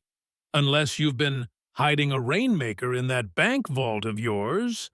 This drew nervous laughter from some in the crowd. Margaret hesitated, and Jackson recognized the moment they had planned for. He caught Claire's eye and gave an almost imperceptible nod. Professor Bennett rose from his seat, adjusting his spectacles with scholarly precision. "If I may interject," Claire said, her voice pitched lower than normal, but carrying a confident authority. All eyes turned to the stranger. "Professor Albert Bennett," she introduced herself. "Territorial Geological Survey. I've been conducting assessments of the Clearwater region for the past 3 days, and I believe there may be an alternative solution to Mr. Hargrove's generous offer." Hargrove's eyebrows rose. "And what might that be, Professor?" "Underground springs," Claire replied, approaching the stage with measured steps. "My preliminary findings suggest at least 2 viable water sources within a mile of town sources that could be accessed with relatively simple well drilling equipment." A buzz of excitement spread through the hall. Hargrove's expression darkened momentarily before he regained his composure. "That's quite a claim, Professor," he said, "especially from someone who's spent all of 3 days in our region. Local experts have found no such sources." "With respect, Mr. Hargrove," Claire countered, "geological survey work requires specialized training. The indicators are subtle but unmistakable to those who know what to look for." She produced her notebook and began detailing her findings: soil composition, vegetation patterns, terrain formations in terms simple enough for the townspeople to follow, but technical enough to establish her expertise. Jackson watched with quiet admiration as Claire commanded the room's attention, answering questions with confidence and clarity. "Even if you're right," Hargrove interjected after several minutes, "drilling wells requires equipment, expertise, and money that this town doesn't have." "That's where you're wrong," Margaret countered. "The bank holds a fund specifically for town improvements. It was established by my late husband precisely for emergencies like this." "A fund I contributed to substantially," Hargrove noted, "with the understanding it would be used prudently." "What could be more prudent than securing Clearwater's water independence?" Margaret challenged. The debate continued, with opinion gradually shifting toward the professor's proposal. Jackson observed Hargrove carefully, noting the controlled anger behind his civil facade. The man was not accustomed to opposition, let alone defeat. Finally, Sheriff Thornton called for a vote. By a significant majority, the townspeople chose to pursue the well drilling option, with work to begin as soon as equipment could be arranged. As the meeting dispersed, Jackson made his way toward Claire, who was surrounded by enthusiastic citizens eager to thank the professor for his insights. He caught fragments of her responses, polite, professional, but carefully vague about how long she would remain in Clearwater. When he finally reached her side, he spoke quietly. "Quite a performance, Professor." A ghost of a smile touched her lips. "Science isn't a performance, Mr. Sullivan, merely the pursuit of truth." "Some truths are more dangerous than others," he murmured, nodding toward Hargrove, who was watching them with undisguised suspicion from across the room. "We should discuss the implementation details," Claire said loudly enough for others to hear. "Perhaps over dinner at the hotel." Jackson understood the message. They needed to talk privately about Hargrove's potential reaction. "Lead the way, Professor," he replied. As they exited the town hall, Jackson felt Hargrove's gaze following them. The colonel had not achieved his position through passivity. If his water monopoly was threatened, he would respond, and Jackson doubted it would be through another town meeting. The hotel dining room was nearly empty when they arrived, most residents having returned home to discuss the meeting's outcome with their families. Claire and Jackson took a corner table far from the few other diners and the tired-looking waiter who brought them coffee. "He knows," Claire said without preamble, her voice barely above a whisper. "Hargrove," Jackson asked, "knows what?" "That I'm not who I claim to be," she clarified, still maintaining her masculine posture and deeper voice for appearance's sake. "The way he looked at me during the meeting, he was studying me, not my proposals." Jackson considered this. Hargrove was intelligence during the war, developed an eye for deception. "Is he dangerous?" "Everyone with power is dangerous," Jackson replied, "but Hargrove's particular brand is usually more subtle than direct. He destroys reputations, not bodies." Claire nodded absently, adjusting her false beard. "We need to move quickly with the well project. Once we've proven the water exists, my presence becomes less essential." "And then what?" Jackson asked, studying her face. "You disappear again, ride west as planned." Something flickered in Claire's eyes, hesitation perhaps, or something deeper. "That was the arrangement, wasn't it? Once I'm healed, once the immediate danger has passed. Circumstances change," Jackson said. "You've given this town hope. If you vanish now, questions will be asked." "Better questions than graves," Claire replied grimly. "Harrison won't stop looking for me, Jackson. Not ever." "Because of what you witnessed at Raven Creek," he stated, rather than asked. Claire froze her coffee cup halfway to her lips. "What makes you say that?" "The timing," Jackson explained. You're approximately the right age to have been a child during that incident. Harrison is hunting you with unusual determination, and you recognized my story without seeming surprised. She set down her cup carefully.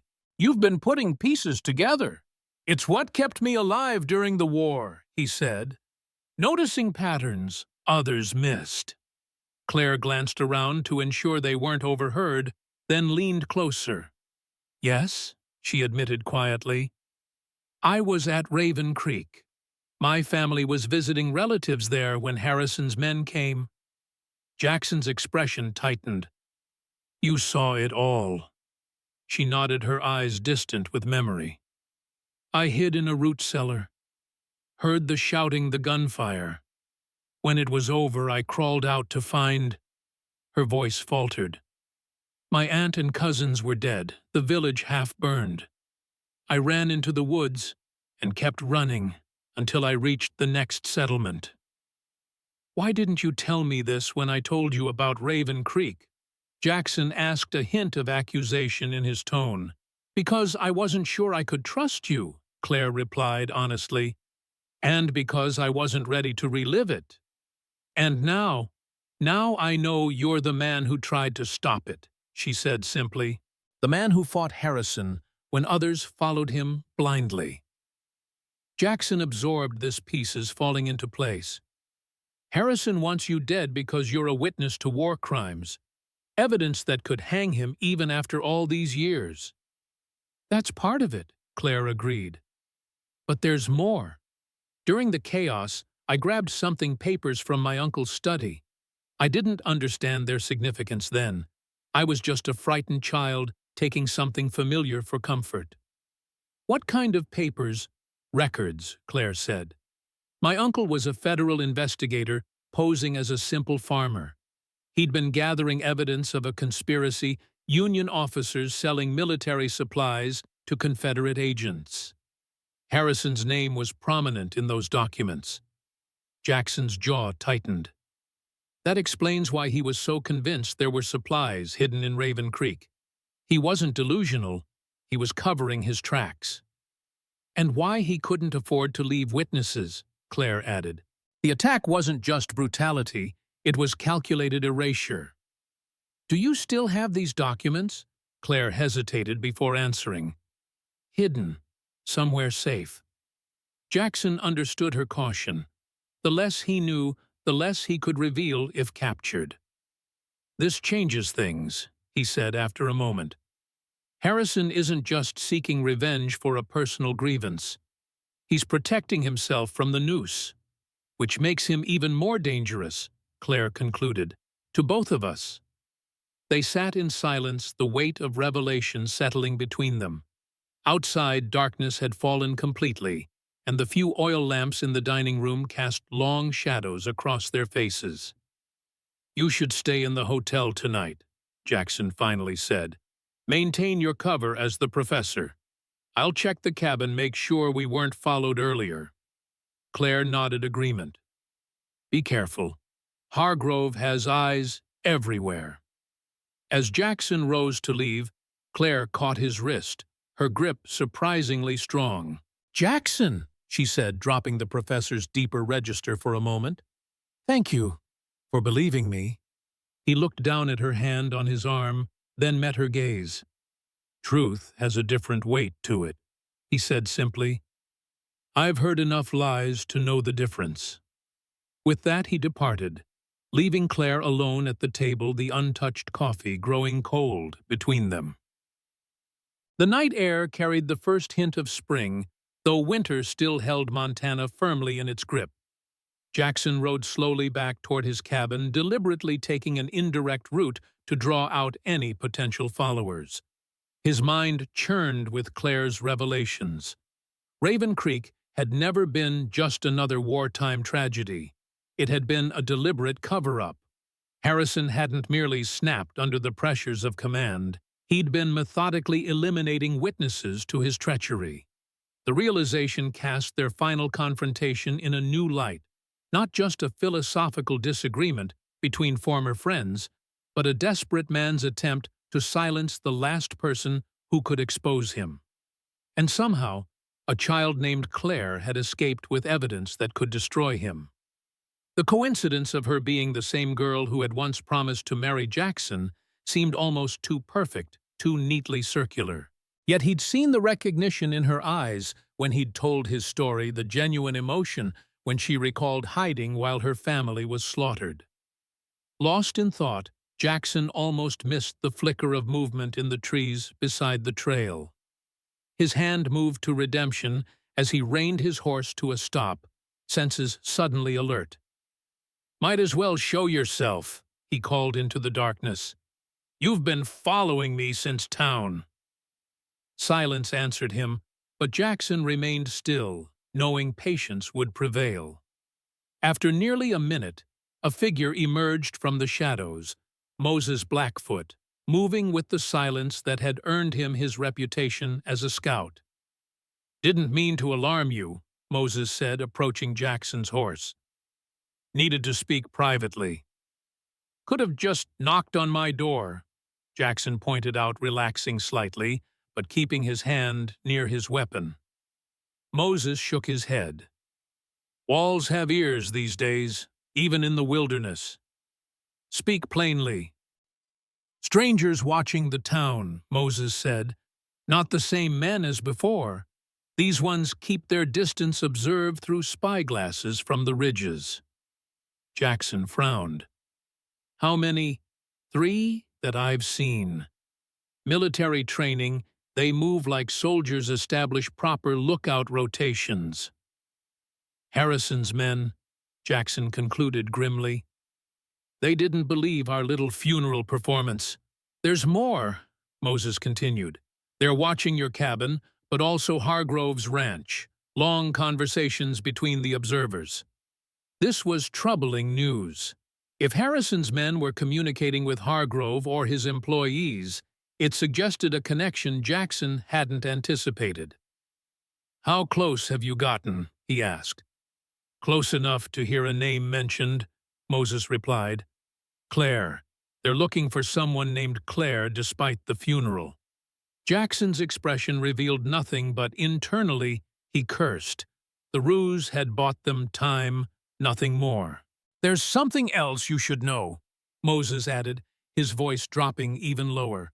"The one who leads these watchers, he has a burn scar on his left hand, shaped like a hawk's head." Jackson finished, a cold certainty settling in his gut. "Harrison Reynolds." Moses nodded. "He comes himself only at night. Watches the town with unusual interest for a bandit." "Because he's not just a bandit," Jackson muttered. "Thank you, Moses. I owe you." The Native American shook his head. "No debt between us. I simply repay what was given freely." As Moses melted back into the darkness, Jackson urged his horse forward with renewed urgency. Harrison's personal presence changed everything. The game had escalated beyond reconnaissance to active hunting. And if Hargrove was somehow involved, Jackson changed direction, no longer heading toward his cabin. He needed to warn Claire immediately. If Harrison had men watching the town, her disguise might not protect her for long. "Camden?" The Clearwater Hotel was a modest two-story structure that had seen better days. A single lantern illuminated the small lobby where a half-asleep clerk barely looked up as Jackson entered. He took the stairs 2 at a time, moving quietly despite his haste. Room 4 was at the end of the narrow hallway. Jackson knocked softly, then again with more force when no response came. Concern mounting, he tried the handle and found it unlocked, a detail that immediately set alarm bells ringing in his mind. Claire was too cautious to leave her door unsecured. The room was empty, the bed untouched. A single lamp burned low on the bedside table, but there was no sign of Claire or her belongings. On the dresser lay the false beard and spectacles that had completed her disguise, carefully arranged, as if set aside temporarily. Jackson checked the window and found it unlocked as well, opening onto a sloped roof that could provide access to the alley behind the hotel. Inspecting the windowsill, he found faint scuff marks. Someone had either entered or exited this way. Had she fled, sensing danger, or had someone taken her? There was no sign of struggle, but Claire was too experienced to leave her disguise behind without good reason. A soft creak in the hallway was his only warning. Jackson drew redemption and pressed himself against the wall beside the door in one fluid motion. The footsteps approached, cautiously, paused outside the room, then the door slowly opened. Jackson lunged forward, grabbing the intruder by the collar and pressing his gun to their temple, before recognition stopped him from applying more force. "Ellie!" He exhaled immediately, lowering the weapon. Eleanor Reynolds steadied herself against the doorframe, her expression more irritated than frightened.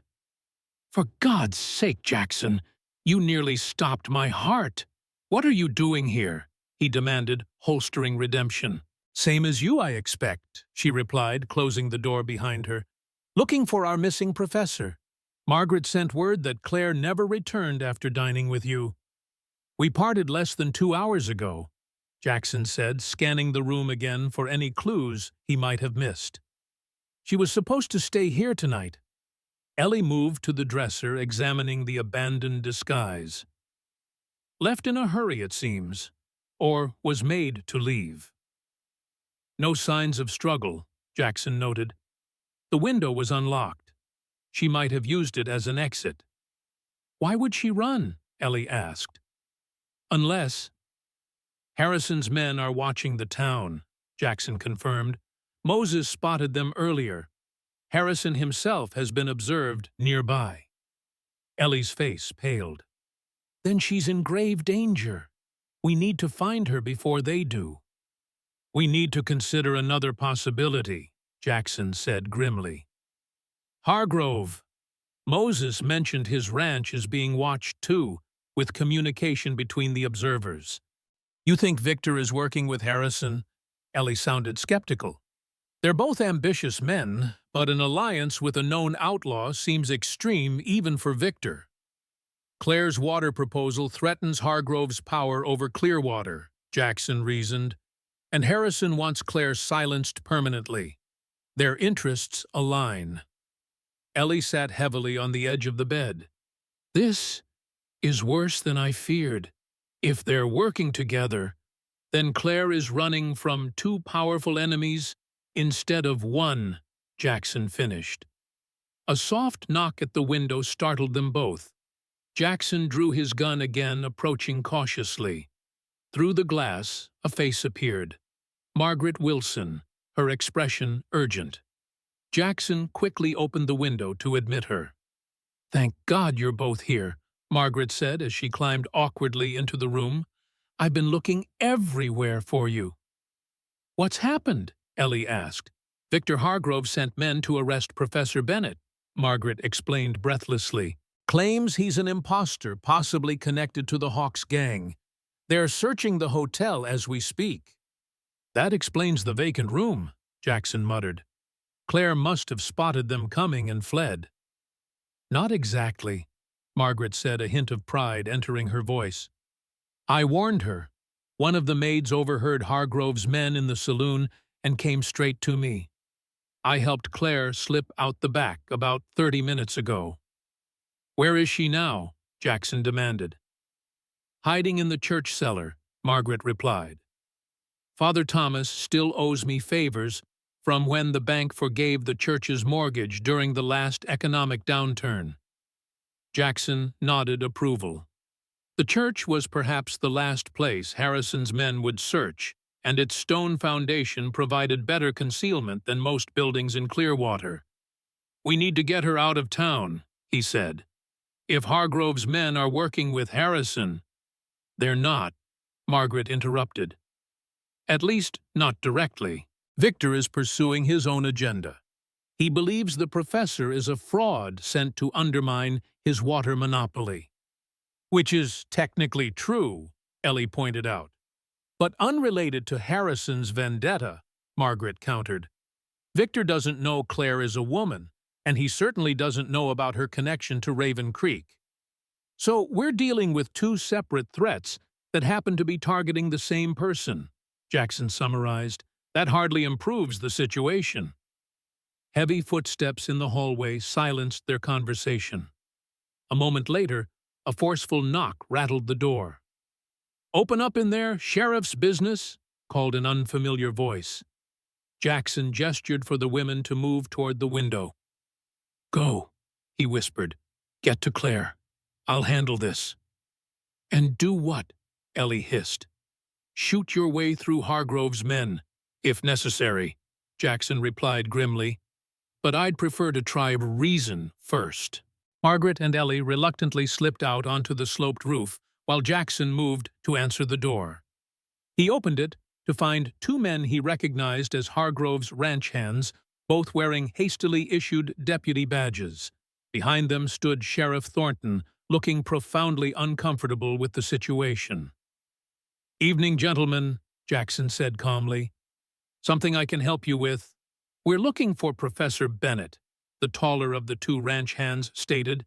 "He's wanted for questioning regarding fraud and potential conspiracy with known outlaws," the man replied. "Mr. Hargrove has evidence the professor isn't who he claims to be." Jackson leaned against the door frame, blocking their view of the room. "Interesting timing, considering the town just voted to pursue the professor's water proposal instead of Hargrove's price-gouging scheme." Sheriff Thornton stepped forward. "Now, Wolf, no one's accusing anybody of anything yet. We just need to ask some questions."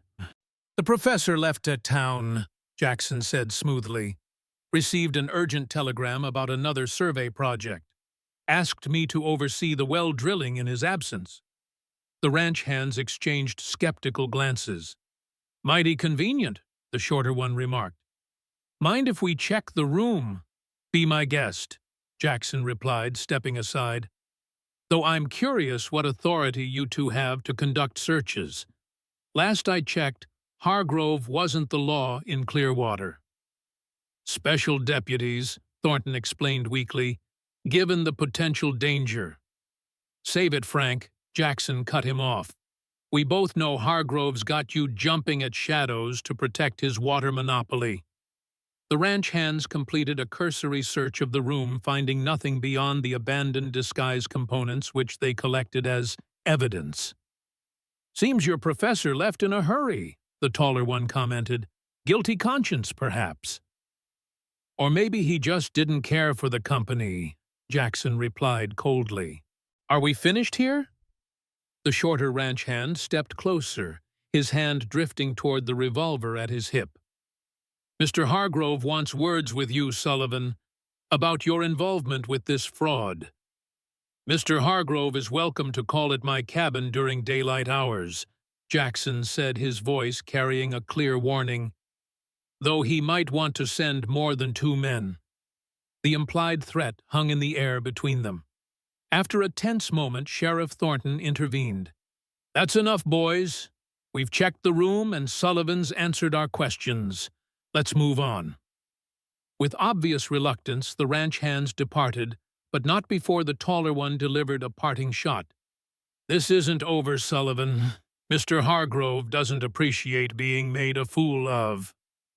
When they were gone, Jackson wasted no time. He slipped out the window and down to the alley where he'd left his horse. The situation had deteriorated faster than he'd anticipated. With both Hargrove and Harrison converging on Clearwater, Claire's options for escape were rapidly diminishing. As he rode toward the church, Jackson realized how thoroughly Claire Bennett had upended his carefully constructed isolation.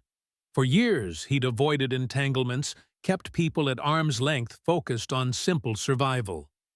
Now he found himself at the center of a gathering storm, fighting not just for his own life, but for a woman who had awakened something he'd thought long been dead. The realization was as unsettling as it was undeniable. Claire mattered to him, not just as a connection to his past or a responsibility he'd assumed, but as someone whose fate had become inextricably bound with his own. And that made her the most dangerous person in his life. The church stood at the edge of town, its modest steeple silhouetted against the star-filled sky. Jackson approached cautiously, scanning for any sign of surveillance. Satisfied they weren't being watched, he tethered his horse in the shadows behind the building and slipped through the rear entrance. The interior was dark, except for a single candle burning near the altar. Father Thomas, a slight man with a perpetually worried expression, emerged from the vestry at the sound of Jackson's footsteps. "Mr. Sullivan," he whispered, "they're below. The women asked me to watch for you." Jackson nodded thanks and followed the priest to a concealed door behind the pulpit. It opened to reveal a narrow staircase descending into darkness. The smell of damp earth and old stone rose to meet him. "Be careful," Father Thomas cautioned. "The steps are treacherous." Jackson made his way down carefully, the darkness gradually giving way to the warm glow of lantern light. The cellar was surprisingly spacious, a relic from when the church had served as a way station on the Underground Railroad before the war. Near the far wall, huddled around a small table, sat Claire, Margaret, and Ellie. Claire looked up at his approach, relief evident in her expression. She had abandoned her male disguise completely, her golden hair falling loose around her shoulders. "Jackson," she breathed. "Thank God." "Hargrove's men—" "I know," he interrupted. "I encountered them at the hotel. They're searching for Professor Bennett, though they don't seem to know the professor is actually you." "Yet," Margaret added grimly, "it won't take much for them to make the connection, especially if they start questioning people who interacted with Claire." "And Harrison's men are still watching the town," Ellie reminded them. "Even if Hargrove doesn't know Claire's true identity, Harrison will recognize her if she's captured." Claire's hands were clasped tightly on the table before her. "This is my fault. I should never have become involved with the water project." "Don't," Jackson said firmly. "Clearwater needs that water. You've given them a fighting chance." "At what cost?" Claire challenged. "I've put all of you in danger. If Harrison discovers you've been helping me—" "He already knows I'm here," Jackson cut her off. "Has known since his men first came to town.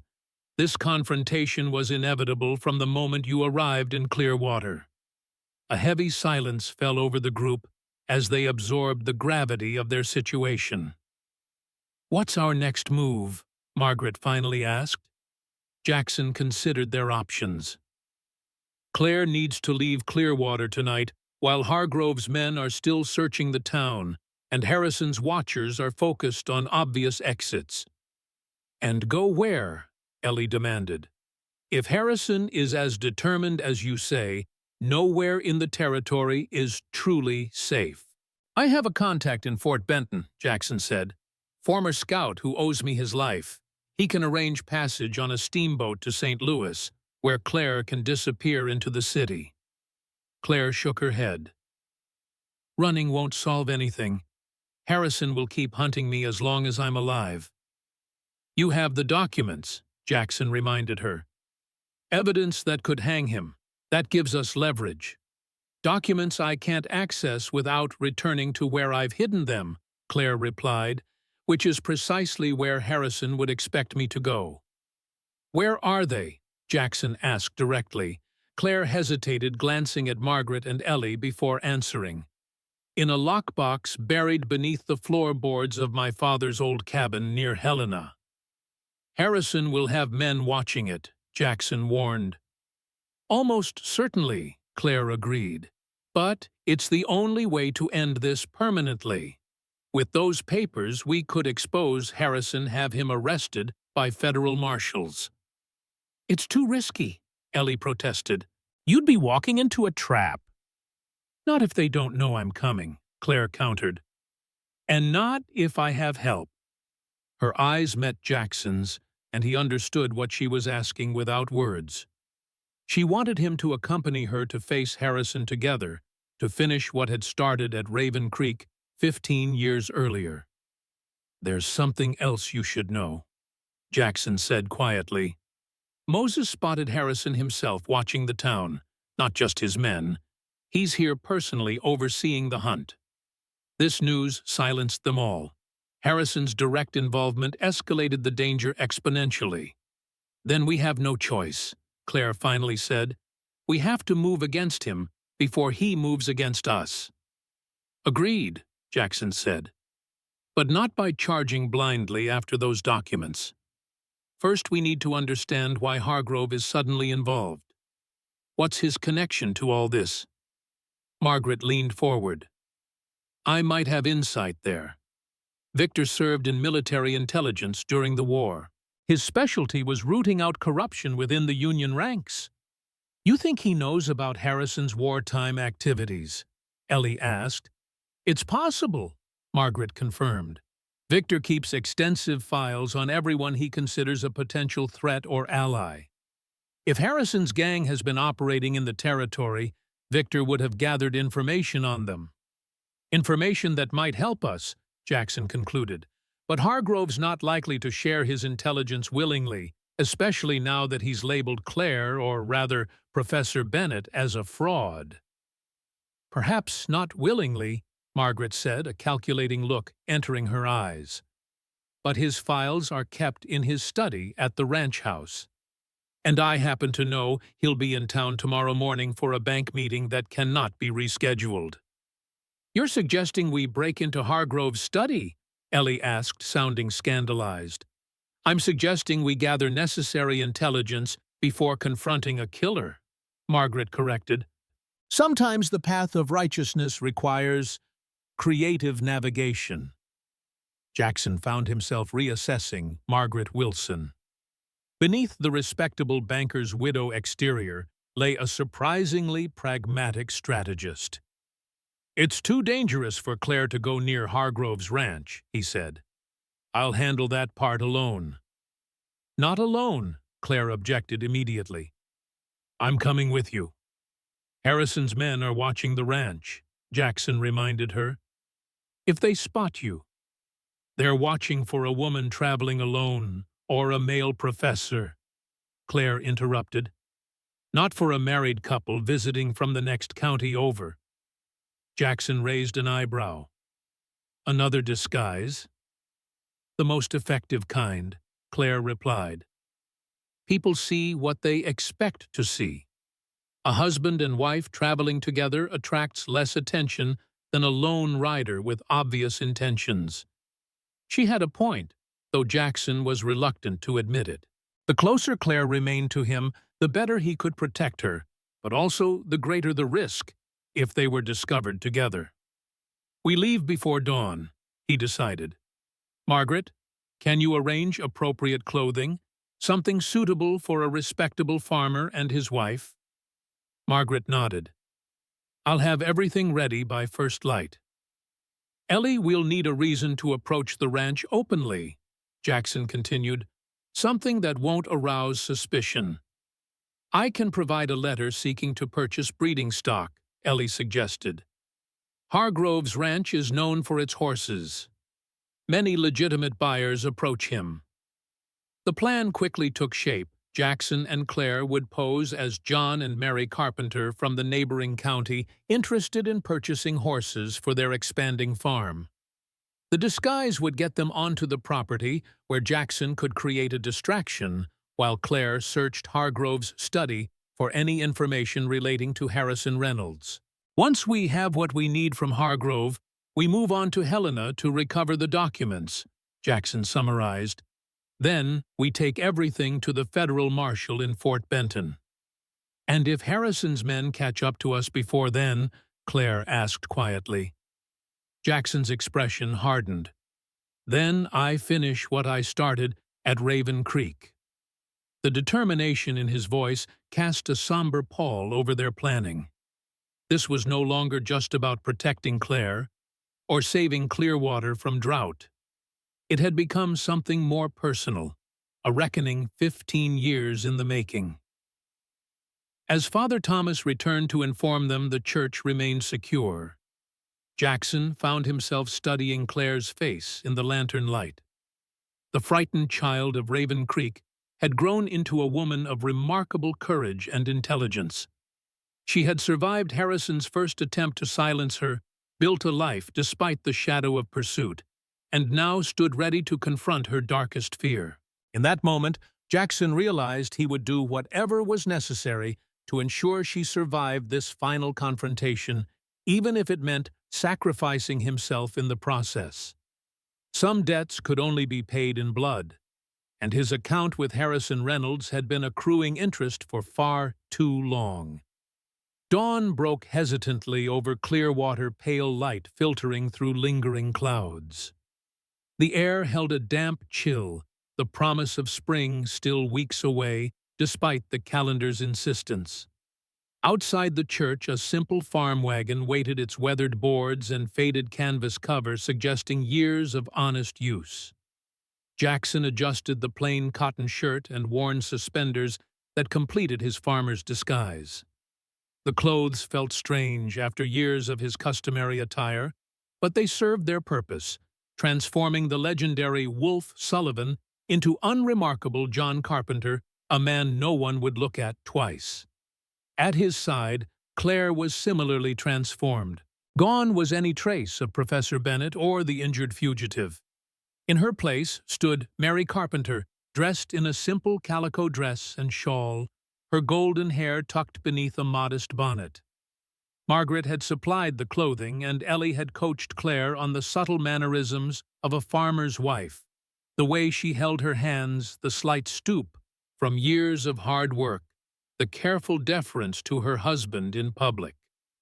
"You look," Jackson began, then faltered, unaccustomed to offering compliments. "Ordinary," Claire supplied with a hint of a smile. "Convincing," he corrected. No one would connect Mary Carpenter to Claire Bennett. Father Thomas emerged from the church carrying a small bundle. "Food for your journey," he explained, handing it to Claire. "And a blessing, if you'll accept it." Claire thanked him warmly while Jackson checked the revolver hidden beneath his coat. Redemption remained secured in a special holster at the small of his back, concealed but accessible. He had replaced his usual gun belt with a less conspicuous weapon that wouldn't draw attention. "Remember," Margaret said, approaching from where she'd been preparing the horse, "Hargrove will be at the bank until noon. His housekeeper usually visits her sister in town on Wednesday mornings, but the foreman and ranch hands will be present." "We'll be careful," Claire assured her. Ellie handed Jackson a sealed envelope. The introduction letter requesting to view Hargrove's breeding stock. His foreman Jenkins handles most inquiries when Hargrove is away. Jackson tucked the letter inside his coat. "If we're not back by sundown, we'll come looking," Ellie promised, "but only after sending word to Sheriff Thornton." "Don't," Jackson countered. "Thornton's a good man, but weak-willed. If Hargrove pressures him, he'll fold." "Then what would you have us do?" Margaret asked. Jackson considered this. "Wait one day. If we haven't returned by tomorrow morning, send Moses to Fort Benton with a message for Marshal Davis. Tell him Harrison Reynolds has been sighted in the territory." The women nodded their understanding. With final embraces exchanged, Claire climbed onto the wagon seat while Jackson took the reins. As they pulled away from the church, Father Thomas raised his hand in a solemn blessing that seemed more appropriate for soldiers heading to battle than farmers on a business trip. Perhaps, Jackson reflected grimly, the priest understood their true situation better than they'd realized. The Hargrove Ranch sprawled across 5,000 acres of prime Montana rangeland, its boundaries marked by sturdy fencing and the occasional "no trespassing" sign. The main house stood on a gentle rise, a two-story structure of stone and timber that spoke of prosperity and permanence. Outbuildings, corrals, and bunkhouses were arranged in a careful pattern around it, the entire complex designed for efficiency and defensibility, a habit Victor Hargrove had carried from his military days. Jackson guided their wagon up the main approach, careful to maintain the unhurried pace of people with legitimate business.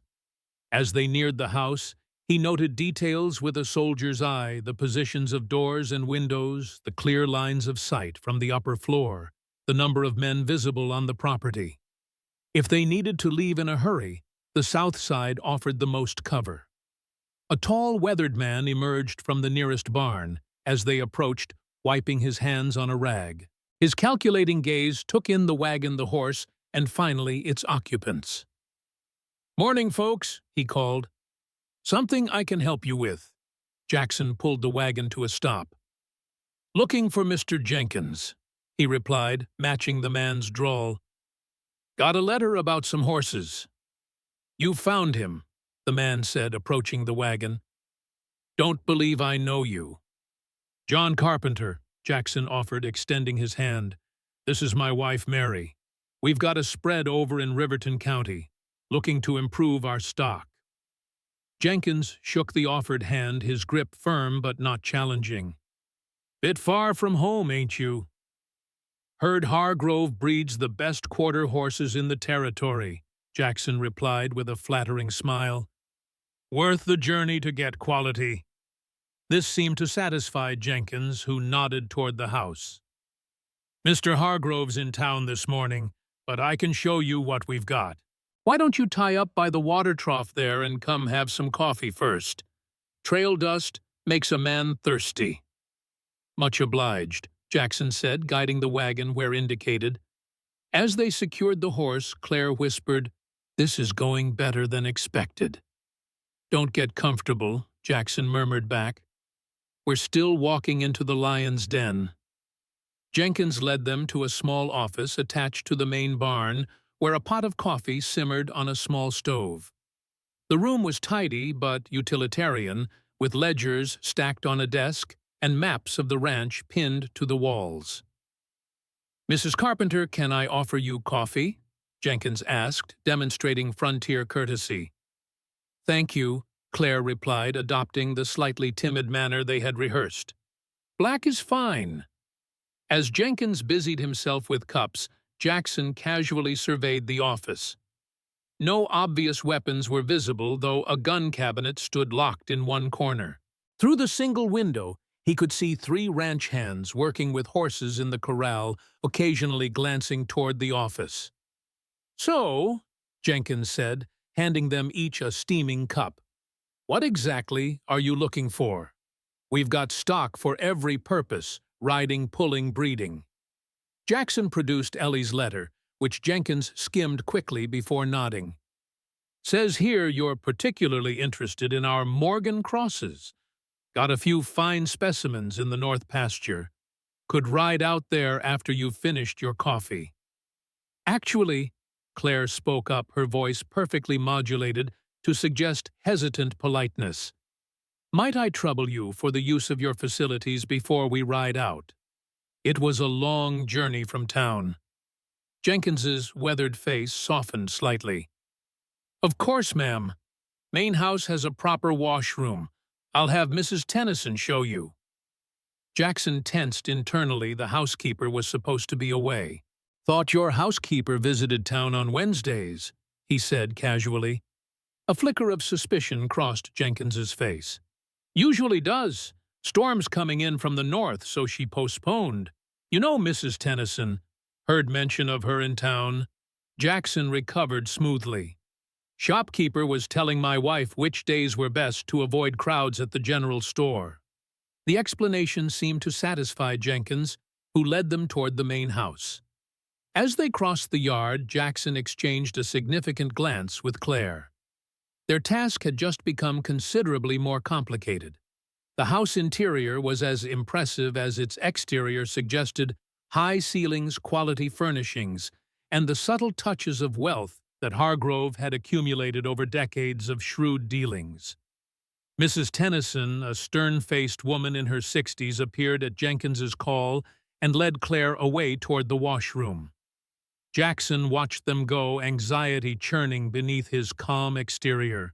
"Fine woman you've got there," Jenkins commented, misreading Jackson's concern. "How long you been married?" 8 years, Jackson replied without hesitation, recalling the backstory they had created. "Met her when I came back from the war. She was teaching at the local school." Jenkins nodded approvingly. War changes a man's perspective on what matters. "You serve with the Union." 6th Minnesota, Jackson lied. "Nothing glamorous, mostly garrison duty out west."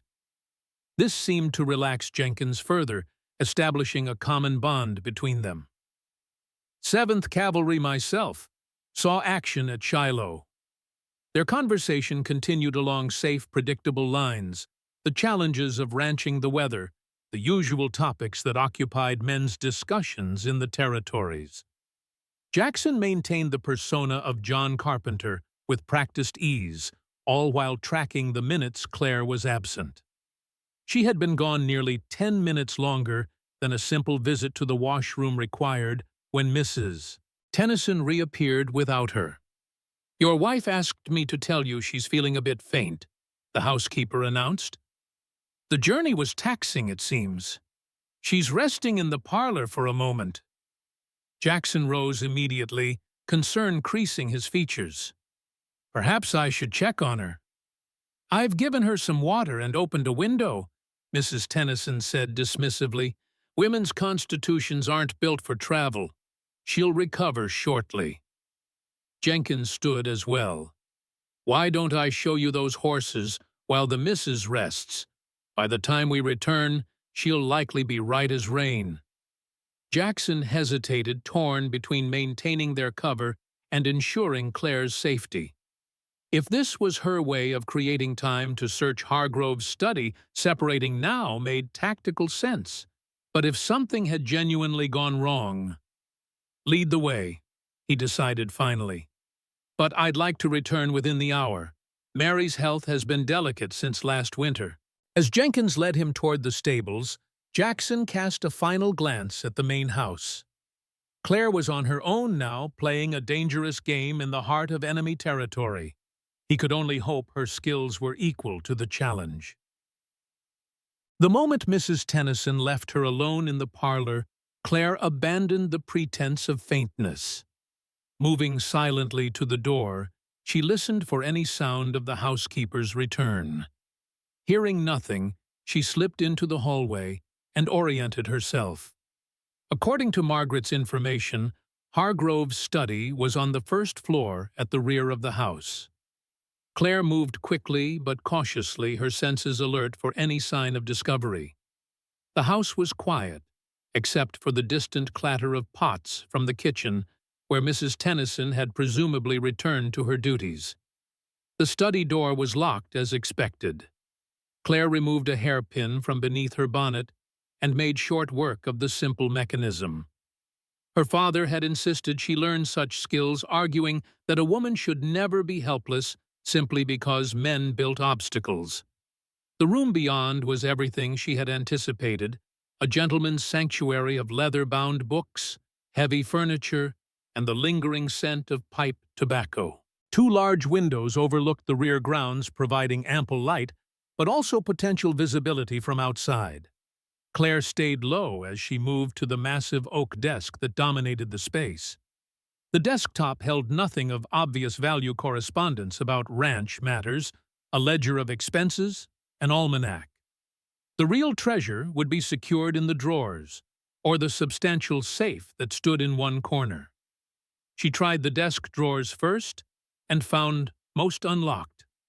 Their contents were mundane writing supplies, additional ledgers, maps of the ranch and surrounding territories. The bottom right drawer, however, resisted her attempt to open it. Using her hairpin again, Claire worked at the lock with careful precision. A soft click rewarded her efforts, and the drawer slid open to reveal a leather portfolio bound with cord. She removed it carefully and untied the binding. Inside were documents of a very different nature than ranch business. Military reports, newspaper clippings, handwritten notes, all pertaining to criminal activity in the Montana Territory. Claire quickly realized she was looking at Hargrove's private intelligence collection, meticulously gathered and organized. She flipped through the papers until a familiar name caught her eye: Reynolds Harrison. The section dedicated to Harrison was substantial, suggesting Hargrove had been tracking him for years. Newspaper accounts of raids attributed to the Hawks gang were interspersed with more personal observations, including Claire's breath, caught a detailed account of the Raven Creek incident. Hargrove's notes described it as the massacre that never officially happened. He had interviewed survivors who had fled before the worst violence, collected statements from soldiers who had witnessed the confrontation between Harrison and Jackson, and even obtained a partial copy of the military inquiry that had been subsequently buried. Most significantly, Hargrove had connected Harrison to a ring of corrupt Union officers who had sold military supplies to Confederate agents. Names were listed, amounts documented, dates recorded. Claire recognized some of those names from her uncle's documents, the very evidence Harrison had killed to suppress. A final page caught her attention, a recent report from one of Hargrove's informants indicating that Harrison Reynolds had been spotted in the territory, accompanied by former soldiers turned outlaws. The report specifically noted Harrison's interest in Clearwater and mentioned a woman with evidence that could hang him. So Hargrove knew. He knew about her, about Harrison, about the conspiracy. The question was why he hadn't acted on this information. What was he waiting for? The answer came in a final notation dated just 3 days earlier. Reynolds claims knowledge of my own wartime activities. Mutual destruction if exposed. Negotiation preferable to confrontation. Claire's blood ran cold. Hargrove wasn't just tracking Harrison, he was preparing to make a deal with him. And she was the bargaining chip. The sound of approaching footsteps in the hallway jolted her from her discovery. Quickly, Claire removed the pages specific to Harrison and Raven Creek, folded them into a small packet, and tucked them into her bodice. She returned the portfolio to the drawer, locked it, and was just rising when the study door opened. Victor Hargrove stood in the doorway, his imposing figure blocking the exit completely. At 60, he remained physically impressive, tall and broad-shouldered with silver hair and the rigid posture of a lifelong military man. His cold gray eyes assessed Claire with calculated precision. "Mrs. Carpenter, I presume," he said, his deep voice carrying no hint of the confusion or anger she had expected. Instead, he sounded almost amused. "Or should I say Professor Bennett, or perhaps—" "Claire Bennett is closer to the truth." Claire straightened, abandoning any pretense of the farmer's wife. "Mr. Hargrove, I thought you were in town until noon." "Bank meetings conclude early, when the banker receives word that strangers are asking questions about one's private affairs," he replied, stepping into the room and closing the door behind him. "Though I admit I expected Jackson Sullivan, not his companion." "I don't know what you're talking about," Claire attempted, knowing the denial was futile. Hargrove smiled thinly. "Please, Miss Bennett, let's dispense with the charade. I've known Sullivan was harboring you since the moment you appeared in Clearwater. What interests me is why Harrison Reynolds wants you dead badly enough to lead his men personally." He gestured to a chair. "Sit. Since you've gone to such trouble to access my private files, I assume you have questions. As do I." Claire remained standing. "Where's Jackson?" "Examining horses with my foreman, blissfully unaware that his ruse has failed." Hargrove moved to his desk, positioning himself between Claire and the door. "Don't worry. He won't be harmed unless he forces the issue." "Why should I believe you?" "Because I could have had you both killed a dozen times in the past 2 weeks," Hargrove replied matter-of-factly. "Instead, I've watched and waited, curious to see how this drama would unfold." He opened a drawer, and removed a cigar which he trimmed and lit with deliberate motions. "You're the child from Raven Creek," he stated rather than asked. "The one who escaped with evidence of Harrison's treason." Claire saw no point in further denial. "Yes." "And Sullivan is the officer who tried to prevent the massacre, nearly killing Harrison in the process." Hargrove blew a perfect smoke ring toward the ceiling. "Now, fate has brought you both to my doorstep, each carrying pieces of a puzzle I've been assembling for 15 years. "What puzzle?" Claire demanded.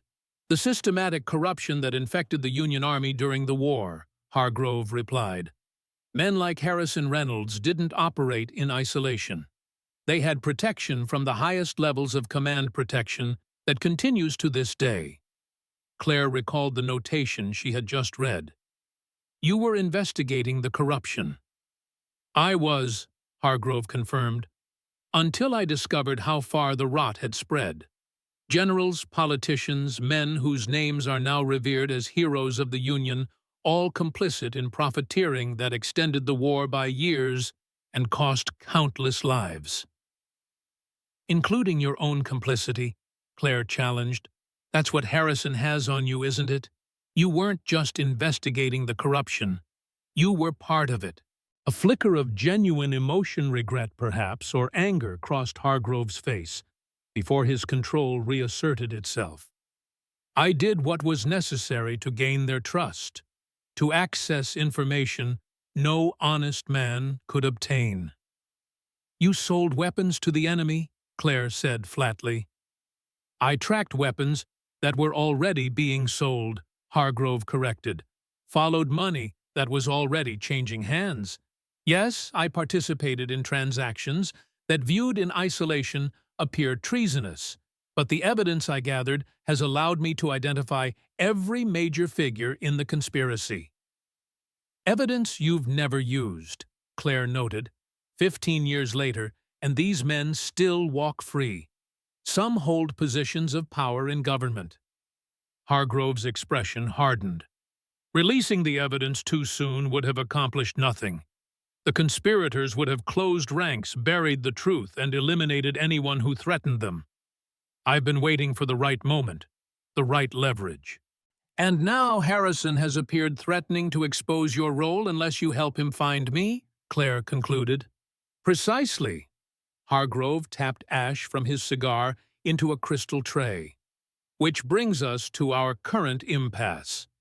Harrison wants you silenced permanently. I need the documents you possess to complete my case. And you, my dear, want to survive this encounter." "What about Jackson?" Claire asked. "Where does he fit in your calculations?" A thin smile touched Hargrove's lips. "Sullivan is a complication I hadn't anticipated. His personal vendetta against Harrison adds an unpredictable element to an already volatile situation." Before Claire could respond, a commotion erupted outside, shouting, followed by the distinctive crack of a gunshot.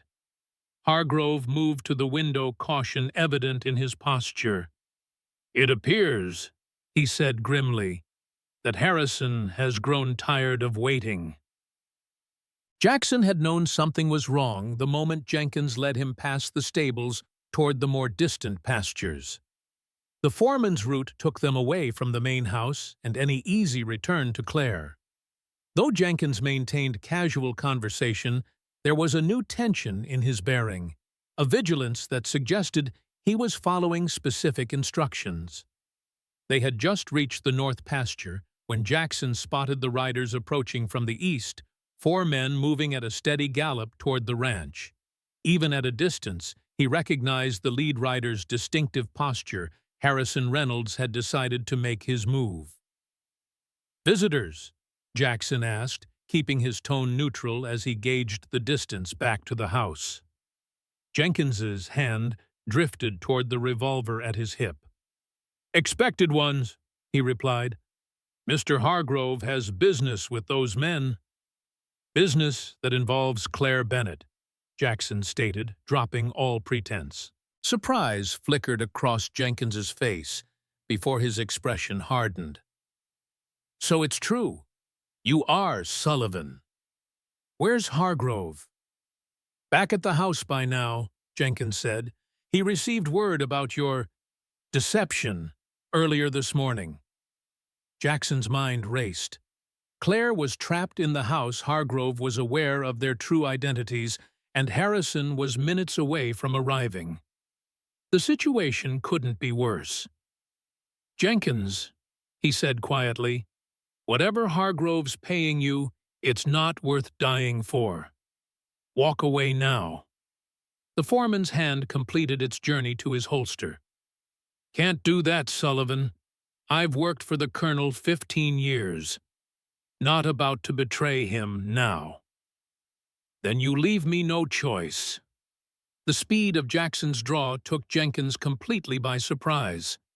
Before the foreman could clear leather, redemption was leveled at his chest.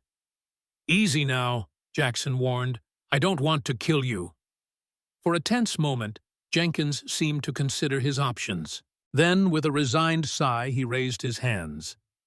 Always heard Wolf Sullivan was fast. Guess the stories weren't exaggerated. Your gun belt. Drop it slowly. Jenkins complied, unbuckling his belt and letting it fall to the ground. What now? You can't fight all of them. Watch me, Jackson replied grimly. Using leather straps from Jenkins's saddle, Jackson secured the foreman to a fence post tight enough to hold him, but not so tight as to cause injury. He took Jenkins's horse, a sturdy roan gelding, and mounted. Tell Hargrove I'm coming for him if anything happens to Claire, Jackson instructed. And tell Harrison Raven Creek ends today. He spurred the horse toward the house, taking a route that would keep him hidden from the approaching riders for as long as possible. The gelding responded willingly, stretching into a ground-eating gallop across the open pasture. Jackson reached the rear of the main house just as Harrison and his men arrived at the front. Dismounting quickly, he moved to the back entrance. Redemption, drawn and ready. The door was unlocked. A small mercy in an increasingly desperate situation. Inside the house was eerily quiet. Jackson moved through the kitchen and servants' quarters, encountering no one. The absence of staff suggested Hargrove had cleared the house in preparation for Harrison's arrival.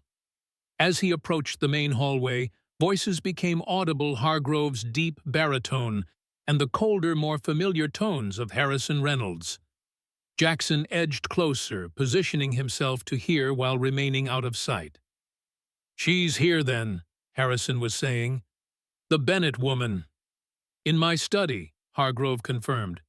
Exactly as agreed, though I must say arriving with armed men hardly suggests the mutual trust we discussed. Harrison's laugh was without humor.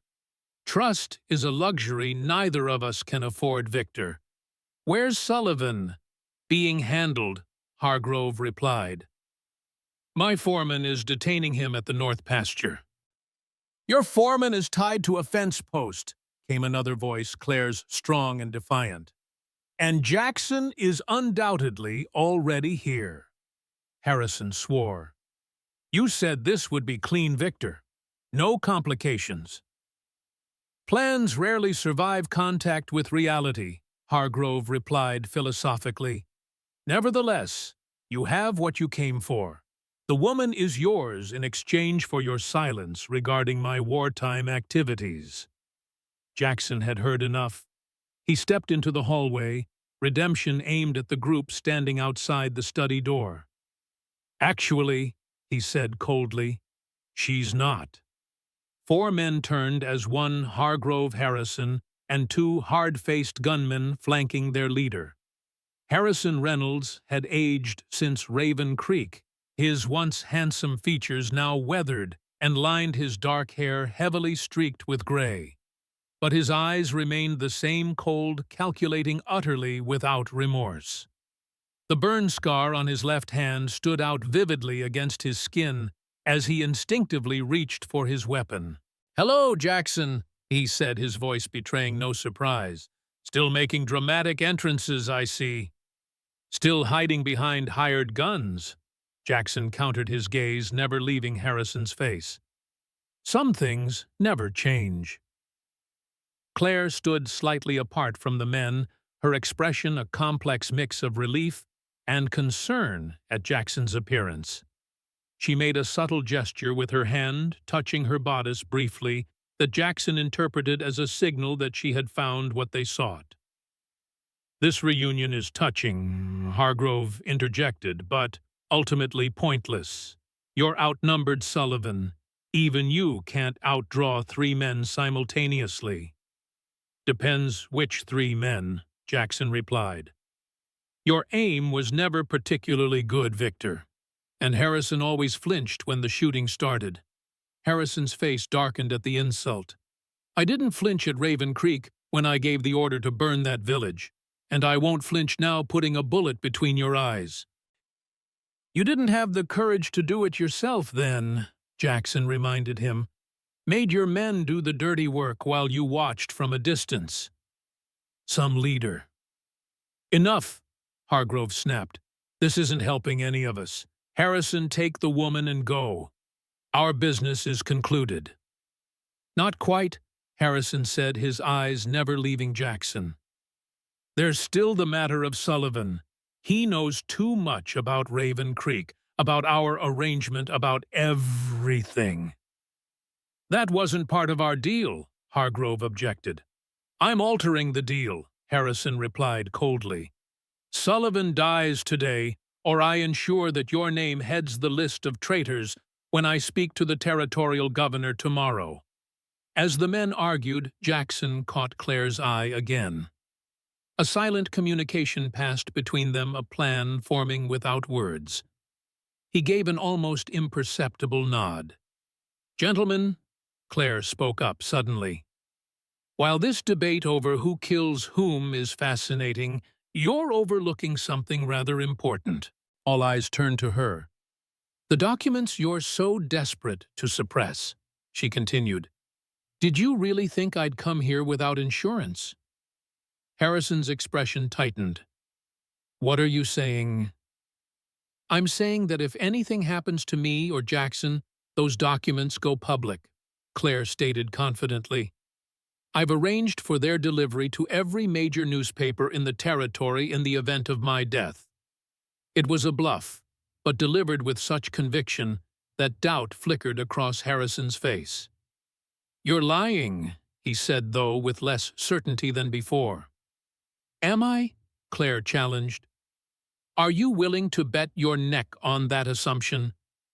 The tension in the hallway was palpable, each man calculating the odds, weighing options, seeking advantage. Jackson kept redemption steady, knowing their lives depended on maintaining the illusion of control. "There's another option," Hargrove said finally. "One that serves all our interests." I'm listening," Harrison replied cautiously.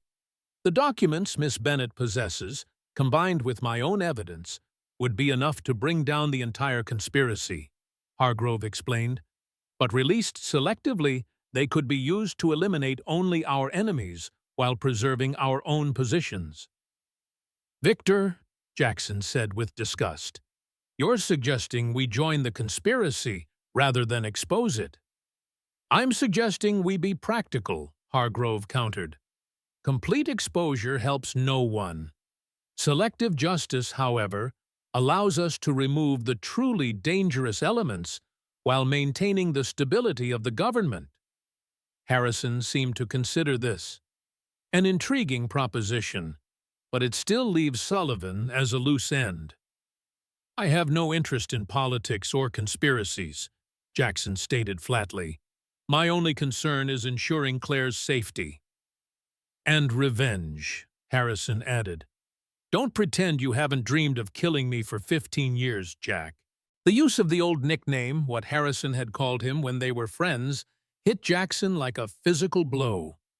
Memories surfaced, unbidden campaigns fought side by side, meals shared around campfires, the brotherhood of men who had faced death together. "What happened to you, Harry?" he asked quietly. "We were fighting for something once, something that mattered." A fleeting expression of regret-pain crossed Harrison's face before his features hardened again. "We were fighting for whatever they told us to fight for. I simply learned the truth sooner than you did, that the high ideals were a convenient fiction to mask the reality of power and profit. And that justified slaughtering civilians with children." "War requires sacrifice," Harrison replied coldly. "Those who understand that rise to command. Those who don't end up like you, broken relics clinging to outdated notions of honor." The last word was spoken with such contempt that Jackson's finger tightened reflexively on Redemption's trigger. Only years of discipline prevented him from firing. "This philosophical debate, it is fascinating," Hargrove interrupted, "but it doesn't resolve our immediate situation. Harrison, I propose a truce. You leave Sullivan and the Bennett woman alone, and in exchange, they provide the documents that complete our leverage over the conspiracy."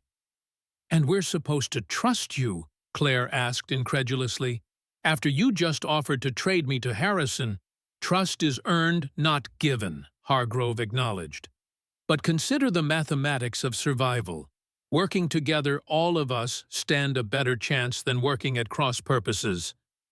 As Hargrove spoke, Jackson noticed one of Harrison's men slowly shifting position, moving to gain a better angle for a shot.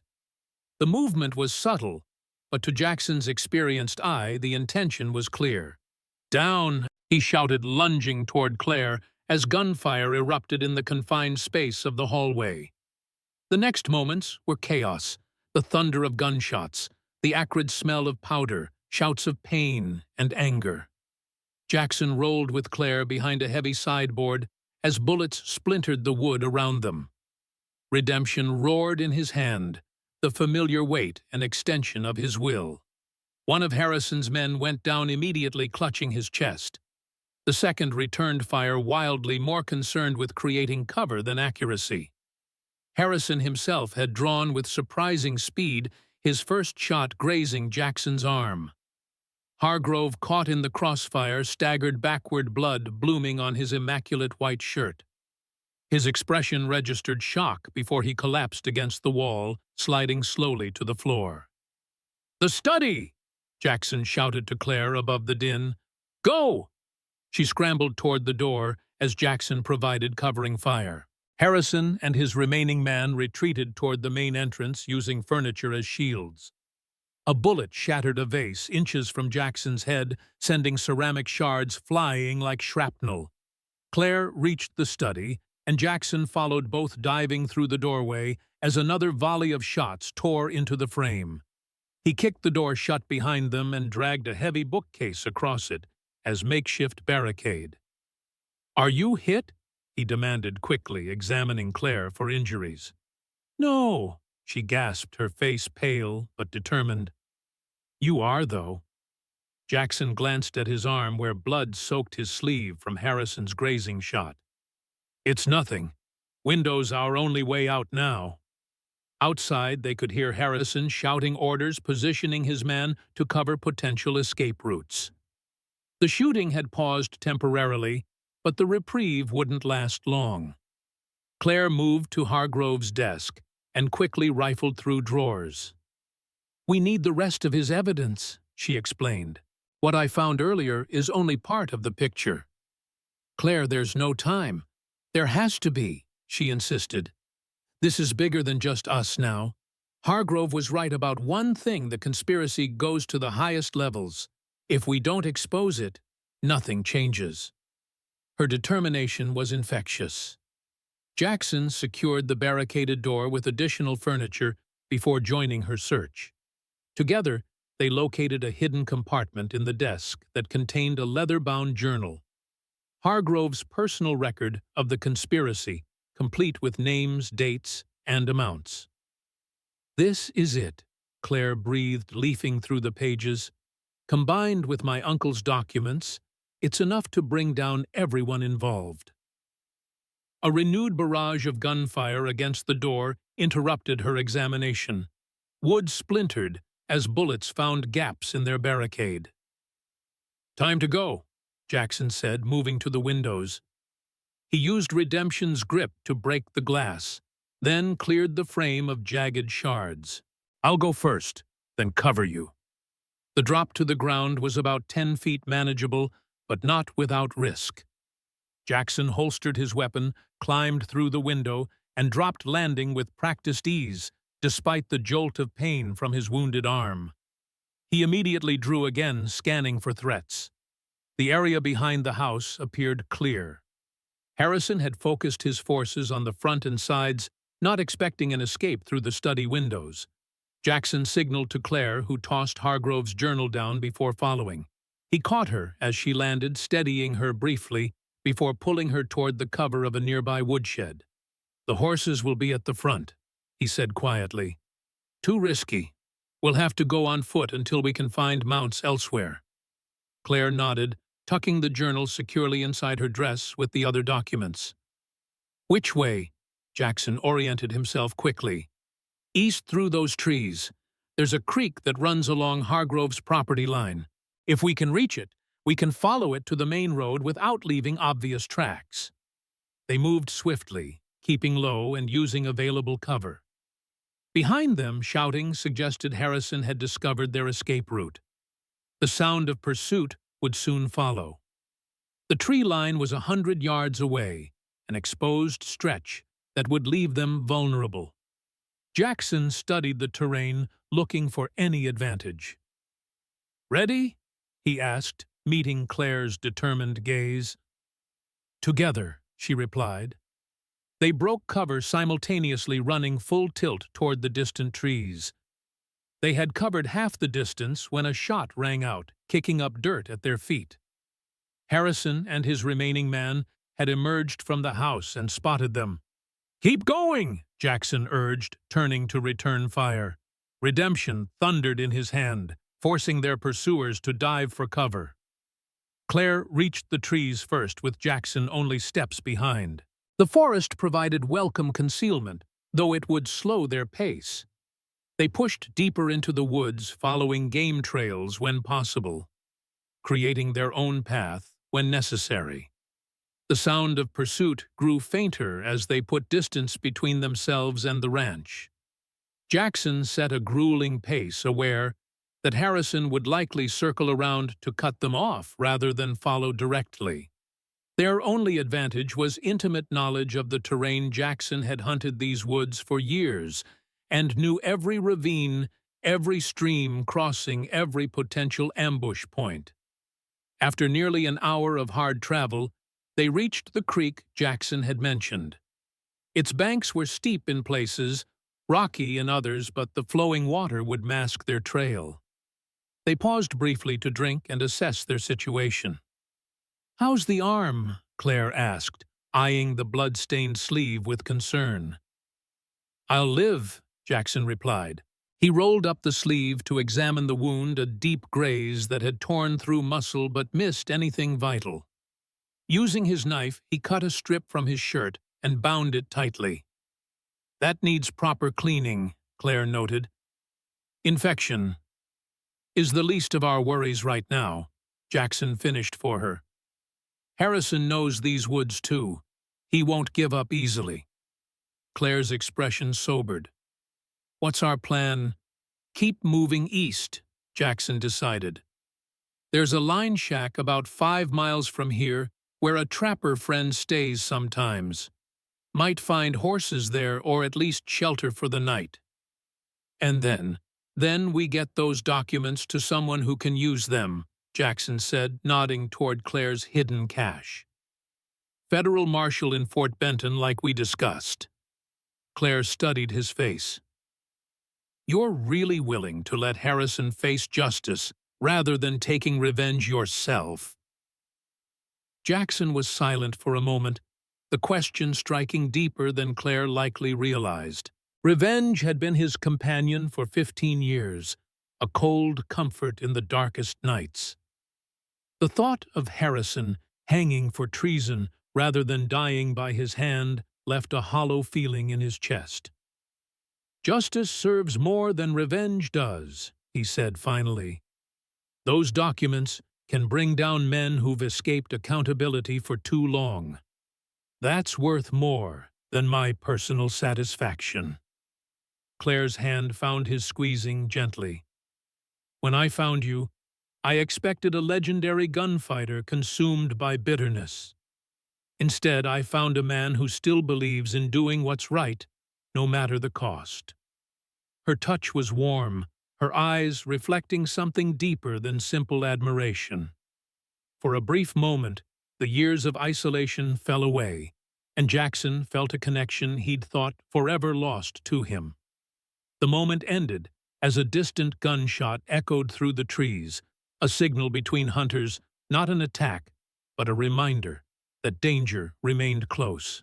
"We should move," Jackson said, reluctantly releasing her hand. They continued along the creek, moving as quickly as the rough terrain allowed. The afternoon sun filtered through the pine branches, creating shifting patterns of light and shadow that could conceal friend or foe alike.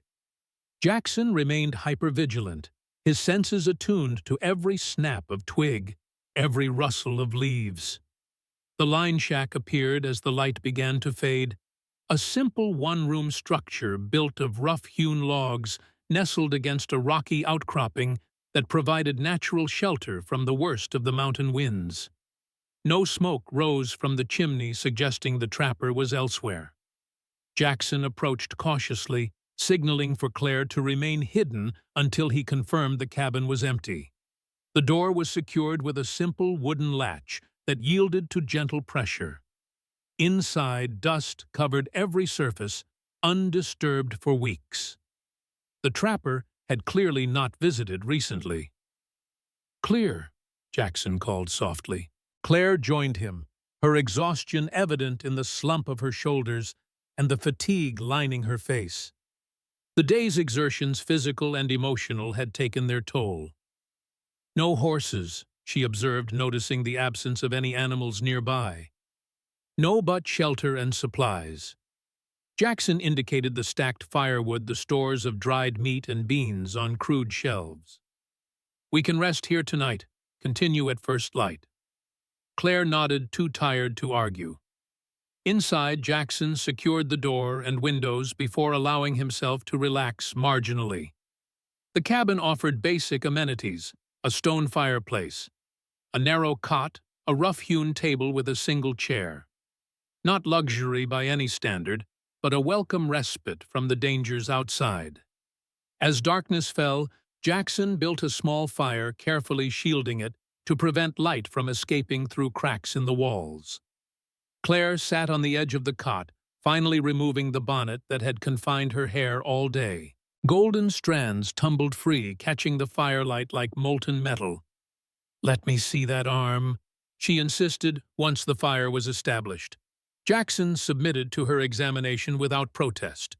She cleaned the wound with water warmed by the fire and a small amount of whiskey from the trapper's stores, then bound it with clean cloth torn from her petticoat. "You've done this before," he observed as she worked. "The Kai Bin trained in field medicine," she replied. "A woman who can't tend wounds has no place in dangerous territory." "The female cavalry," Jackson translated. "I thought that was just a story." Claire smiled faintly. "Most men do, which is precisely why it works. Women can go places, see things that would immediately raise suspicion if attempted by men." "Is that how you've evaded Harrison all these years, hiding in plain sight?" She nodded, finishing the bandage with a neat knot. "That and never staying in one place too long, until Clearwater." Why did you stay?" Jackson asked the question that had bothered him for weeks, finally finding voice. "You could have moved on once you recovered. Why risk everything to help a town of strangers?" Claire was quiet for a moment, her hands resting lightly on his arm, even though her task was complete. "Because Clearwater reminded me that there are still things worth fighting for," she said finally. "Communities where people look out for each other, leaders like Margaret, who put others first, healers like Ellie who tend to anyone in need. She met his gaze directly. And men like you who stand against injustice, even when it would be easier to look away. The simple honesty in her voice struck Jackson more powerfully than any declaration of grander sentiments could have. In that moment, he saw Claire Bennett clearly, not as the child who had made an innocent promise, not as the woman running from a deadly past, but as she truly was, a person of remarkable courage and conviction, who had somehow retained her humanity despite everything she had endured. "When this is over," he said quietly, "what then?" Claire's expression softened. "I've spent so long running, I've hardly dared think beyond survival. But lately, I've started to imagine a different life, one with purpose beyond just staying alive." In Clearwater, Jackson asked, a note of hope in his voice he couldn't quite disguise. "Perhaps," she replied, a smile touching her lips. "It has certain attractions that would be hard to leave behind." The moment between them deepened, the air charged with unspoken possibilities. Jackson found himself leaning closer, drawn by a force he had denied for too long. The sharp crack of a rifle shot shattered the moment the bullet splintering the wooden wall inches from where they sat. Jackson reacted instantly, extinguishing the fire with a kick and pulling Claire to the floor. "They found us," he whispered, drawing redemption. More shots followed systematically, targeting the cabin's windows and door, not attempting to hit them directly, but preventing escape. Harrison was playing it smart, establishing containment before closing in. "Back door," Claire asked, her voice steady despite the danger. "No other exits," Jackson replied grimly. "Trapper built this place defensively, one way in, one way out. Then we're trapped." "Not yet," Jackson said, his mind racing through options. "The roof. Log cabins like this often have a gap between the top logs and the roof itself for ventilation." He moved to the darkest corner of the cabin, feeling along the rough-hewn ceiling. His fingers found what he sought. A narrow space where the roof didn't quite meet the wall. Not large enough for an adult to squeeze through normally, but under the right circumstances. "We need to create a distraction," he said, returning to Claire's side. "Something to draw their fire while we attempt the roof." Claire nodded, already understanding his plan. "The whiskey. Soak some clothing in it, light it, and throw it out the front door when they approach. The flames will blind them momentarily." "Exactly," Jackson confirmed, "but the timing has to be perfect. Too soon, and they'll recover before we're clear. Too late, and we won't have the chance at all." They worked quickly in the darkness, preparing their desperate gambit. Outside, the shooting had stopped, replaced by an ominous silence that suggested Harrison and his men were positioning themselves for the final assault. "Ready?" Jackson asked, the makeshift firebomb in one hand, redemption in the other. Claire nodded, her own small derringer drawn. "Ready?" They moved to positions on either side of the door, listening intently for approaching footsteps. The night was silent, except for the soft whisper of wind through pine needles and the pounding of their own heartbeats. Then the crunch of boots on dry pine needles. Hushed voices.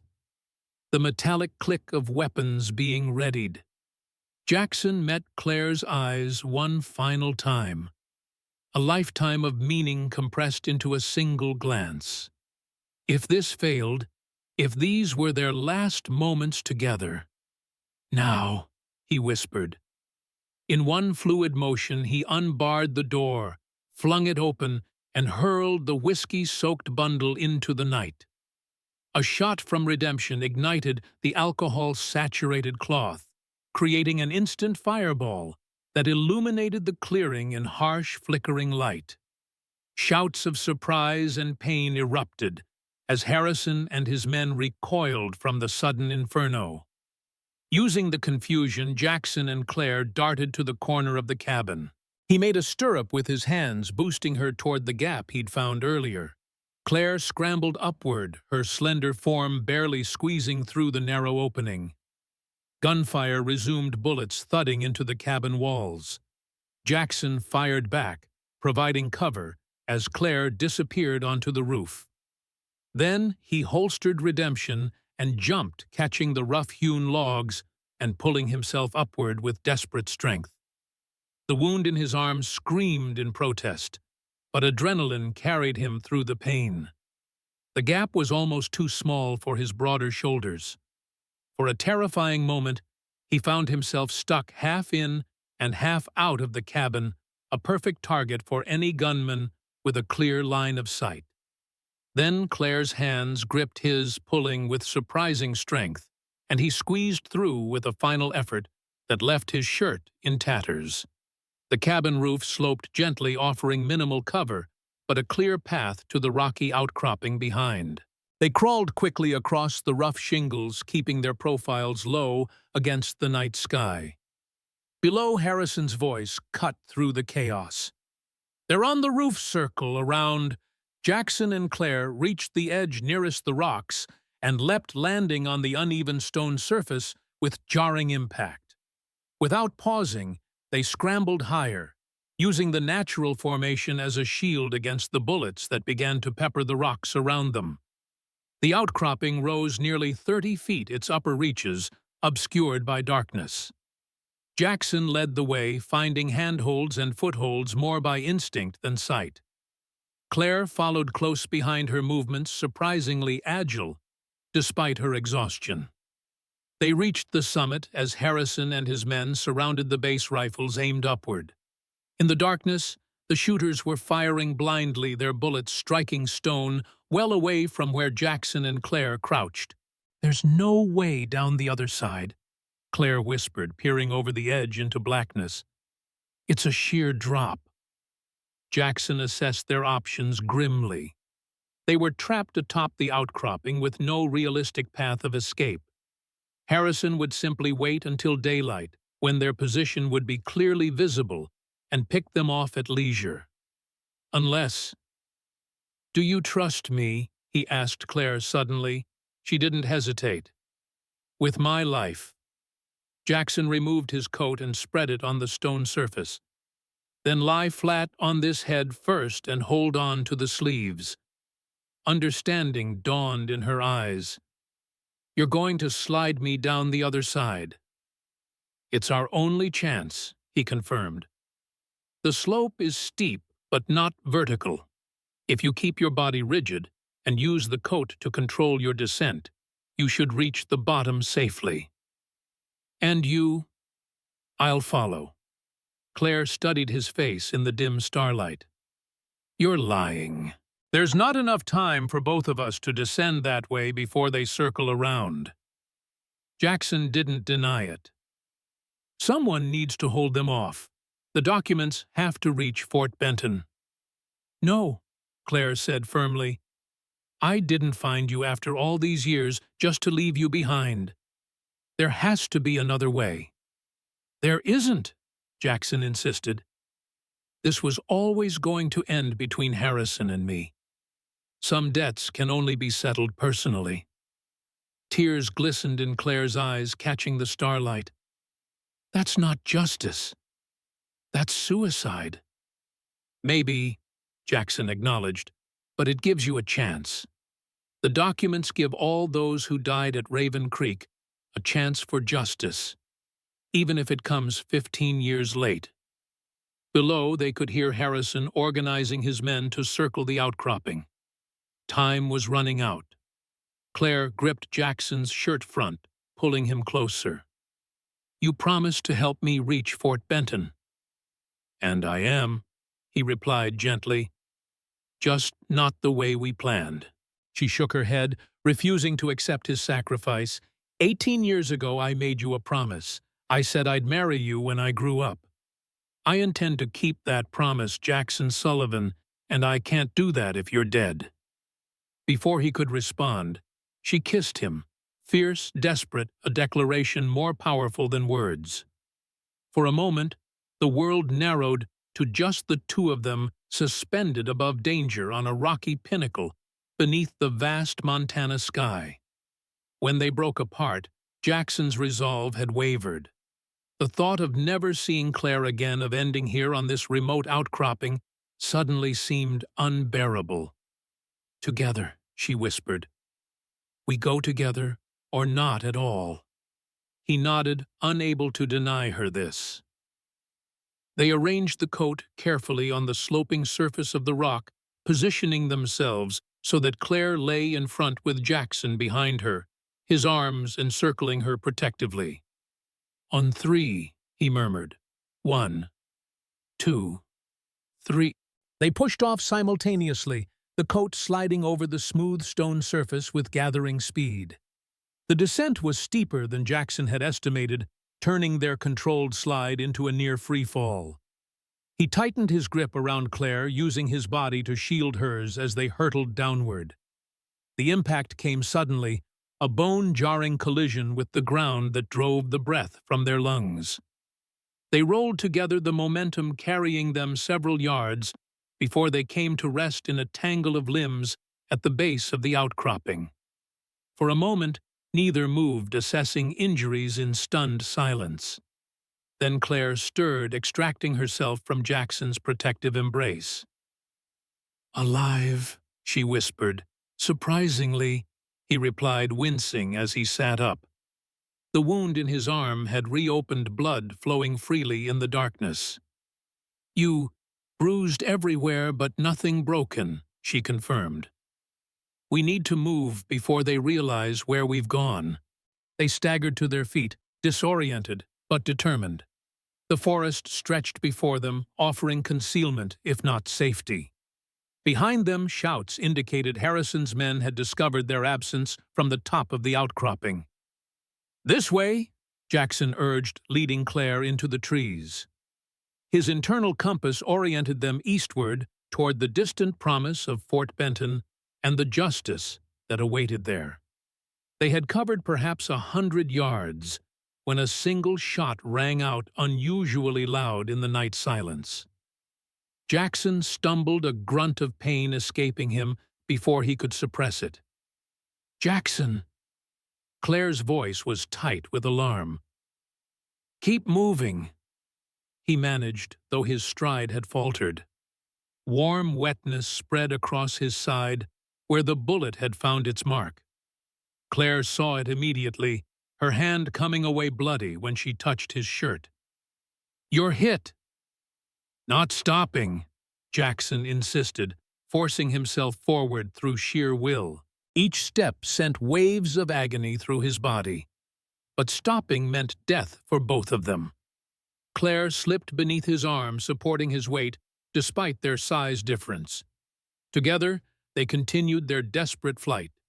Their pace slowed, but their determination undiminished.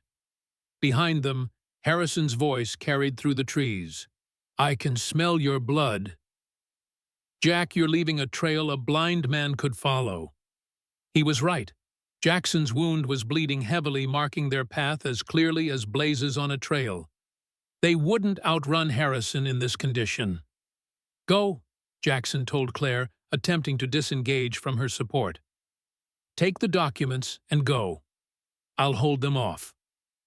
"Stop saying that," Claire snapped, tightening her grip around his waist. "I'm not leaving you." "Claire." "No," she cut him off fiercely. "We found each other against impossible odds. We've survived Harrison's men, Hargrove's betrayal, and that insane slide down a cliff face. I refuse to give up now." Her determination gave Jackson strength he didn't know he possessed. With renewed effort, they pushed deeper into the forest, using every trick Jackson had learned in years of woodcraft to conceal their trail. They crossed streams, doubled back, used fallen logs as bridges, anything to confuse pursuit. Whether it would be enough remained to be seen, but it bought them precious time. As dawn approached, They reached a small clearing where a fallen tree provided a moment's shelter. Jackson's strength was failing rapidly, his face gray with blood loss and pain. They both knew he couldn't continue much further without rest. "Just a few minutes," Claire insisted, easing him down against the log. She tore more strips from her petticoat, using them to bind his wounds as best she could in the growing light. "How bad?" Jackson asked, his voice weaker than he would have liked. "You've lost a lot of blood," Claire replied honestly. "The bullet's still inside, but it missed anything immediately vital." Jackson nodded, conserving his energy. "How far to the road do you think?" "Maybe 3 miles," Claire estimated. "But you're in no condition." "I'll make it," he interrupted. "Have to." Claire's expression softened as she finished the bandaging. "You're the most stubborn man I've ever met, Jackson Sullivan." "Had to be," he replied with the ghost of a smile. "To survive this long." She leaned forward, resting her forehead against his. "Just a little longer. Then we reach Fort Benton, deliver the documents, and find somewhere peaceful to recover. Together. Together," he echoed, allowing himself to believe just for a moment that such a future was possible. The snap of a twig brought them both to instant alertness. Claire's hand moved to her derringer as she positioned herself protectively in front of Jackson. "That won't be necessary, Miss Bennet," called a familiar voice, "unless you consider me a threat." From the trees emerged Moses Blackfoot, moving with the silent grace that had made him such an effective scout. Relief washed over Claire's face at the sight of their unexpected ally. "Moses," Jackson greeted weakly, "your timing is impeccable." "The spirit suggested I might be needed," the Native American replied with characteristic calm. His eyes took in Jackson's condition with practiced assessment. "You require a horse and medical attention." "Harrison is behind us," Claire warned. "Maybe half an hour." Moses nodded. "I know. I passed near his group on my way to find you. They follow your trail like eager hounds." "How did you find us?" Jackson asked. "I followed you from Hargrove's ranch," Moses explained.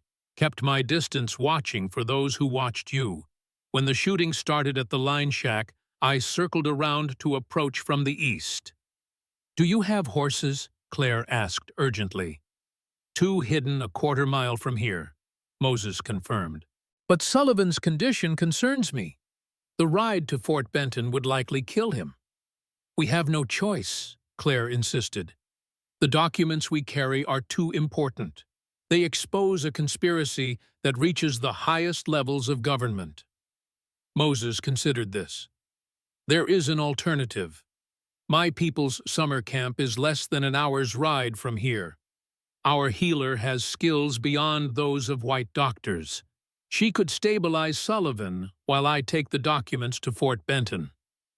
Jackson and Claire exchanged glances, silently weighing the proposal. The documents needed to reach the federal marshal as quickly as possible, but Jackson's condition was deteriorating by the minute. "Can we trust him with the documents?" Jackson asked Claire quietly. She studied Moses for a moment before nodding. "Yes, I believe we can." They quickly transferred Hargrove's journal and Claire's own documents to Moses with clear instructions for Marshal Davis in Fort Benton. The Native American listened carefully, committing every detail to memory. "What about Harrison?" Claire asked as they prepared to separate. "I will lead him away from your trail," Moses promised. "Make him believe you are heading directly for Fort Benton. By the time he realizes the deception, you will be safely among my people." With Moses's help, they reached the hidden horses. Jackson required assistance to mount his strength, fading rapidly despite his iron will. Claire rode behind him, her arms encircling his waist, both for support and to monitor his condition. As they prepared to part ways, Moses clasped Jackson's arm in a warrior's grip. "Fight, wolf. Your story is not yet complete. Thank you, Jackson managed, for everything. Moses nodded once, then mounted his own horse and rode swiftly eastward, the precious documents secure in his possession. Claire guided their horse in the opposite direction, following Moses's detailed instructions to reach the Native American camp. As they rode, Jackson drifted in and out of consciousness, held in the saddle only by Claire's determined grip. The pain had receded to a distant throb, replaced by a dangerous numbness that he recognized as a sign of severe blood loss. "Stay with me," Claire murmured in his ear. "Just a little longer, Jackson. Stay with me." He fought to remain conscious, focusing on her voice, on the warmth of her body against his back, on the promise of a future that had seemed impossible just weeks ago. "Claire." He managed his voice barely audible above the horse's steady gait. "The handkerchief. On my mantle." "I know," she replied softly. "I recognized it the moment I saw it. You kept it all these years." "Never forgot," Jackson whispered. "The little girl who wasn't afraid." "I'm still not afraid," Claire assured him. "Not when I'm with you." The landscape blurred around them as they rode, the trees thinning as they approached a broad valley nestled between protective hills. In the distance, the distinctive shapes of teepees appeared, the summer camp Moses had described. As they approached, figures emerged to meet them, women and old men, curious children hanging back at a respectful distance. A tall woman with a dignified bearing stepped forward immediately, assessing Jackson's condition with experienced eyes. "Bring him," she commanded in accented English. "Quickly!" What followed was a blur of activity, gentle hands lifting Jackson from the horse, carrying him to a large teepee, where a fire burned fragrant with healing herbs. The woman introduced as Singing Bird examined his wounds with careful precision before beginning treatment. Claire remained at his side throughout, her hand clasping his, as Singing Bird removed the bullet and applied poultices of herbs unknown to Western medicine. The pain was excruciating, but Jackson endured it silently, drawing strength from Claire's unwavering presence. "He is strong," Singing Bird commented to Claire as she finished bandaging the wounds, "but he has lost much blood. The next day will determine his path." "He'll live," Claire stated with quiet certainty. "He has promises to keep." Singing Bird's weathered face creased in a knowing smile. "The heart is a powerful medicine," she agreed. "Sometimes stronger than any herb or root." Left alone with Jackson in the healing teepee, Claire finally allowed her own exhaustion to claim her. She curled beside him on the soft furs that formed his bed, her hand still holding his, unwilling to break the connection, even in sleep. As consciousness faded, she whispered the words she had held back for too long. "I love you, Jackson Sullivan. I loved you when I was 7 years old and didn't understand what love meant. And I love you now, knowing exactly what it costs and what it's worth." And whether he heard her or not, she couldn't tell. But the words needed saying, a truth finally acknowledged after years of silence. Outside the camp, settled into its evening routines, unaware that within its peaceful boundaries, two souls had found in each other what they had sought separately for so long, not just survival, but the promise of something infinitely more precious. Redemption. 3 days later, a rider approached the Native American camp at a steady pace, his horse showing signs of hard travel. The children spotted him first, calling out to the adults who emerged from their teepees with cautious curiosity. Claire stepped from the healing lodge, shading her eyes against the afternoon sun. The rider's silhouette was instantly recognizable. Moses Blackfoot, returning from his mission to Fort Benton. She hurried to meet him as he dismounted, his expression giving nothing away as he accepted water from one of the women. "Moses," Claire greeted anxiously. The documents delivered. He confirmed his voice, betraying fatigue but satisfaction. Marshal Davis received them personally. He was impressed by their contents. Relief washed over Claire. And Harrison, captured yesterday near the territorial border, Moses replied, attempting to flee with what remained of his men. The marshal had telegraphed descriptions to all nearby settlements. A patrol from Fort Benton intercepted them. So it's over, Claire breathed, scarcely able to believe it. After all these years, Moses nodded solemnly. Justice comes in its own time, but it comes nonetheless. And Clearwater. Any news? The well drilling has begun. Moses reported a hint of amusement touching his normally stoic features. Your geological assessment was correct. They struck water at the first location you identified. Claire smiled at this, imagining Margaret's satisfaction and Ellie's quiet pride.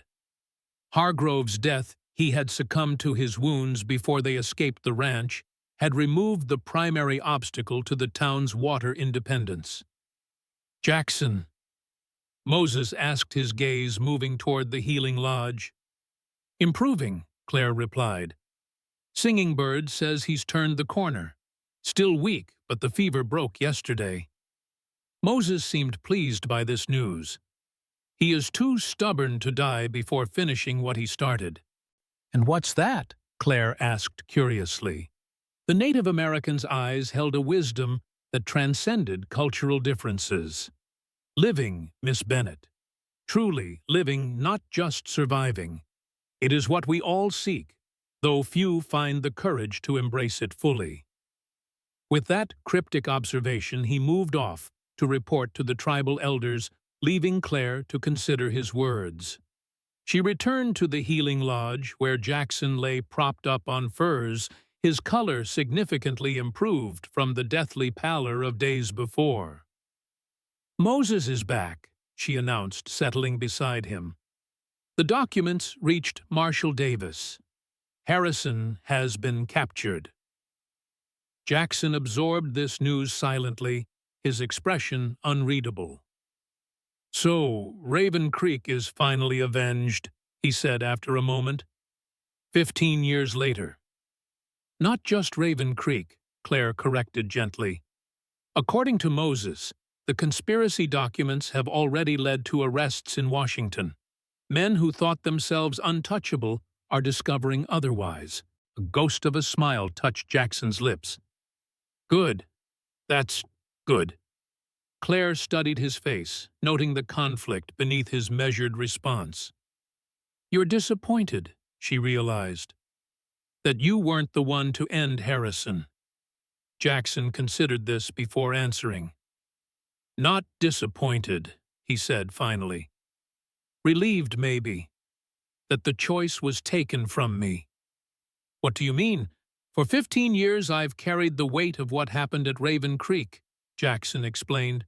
Told myself that killing Harrison would somehow balance the scales, but revenge is a poor substitute for justice. He reached for her hand, his grip stronger than it had been the day before. You helped me see that there are things worth living for, not just causes worth dying for. Claire's heart swelled at his words. So what happens now, when you're strong enough to travel? That depends, Jackson replied, a vulnerability in his eyes she had never seen before, on whether a certain promise made by a 7-year-old girl still stands.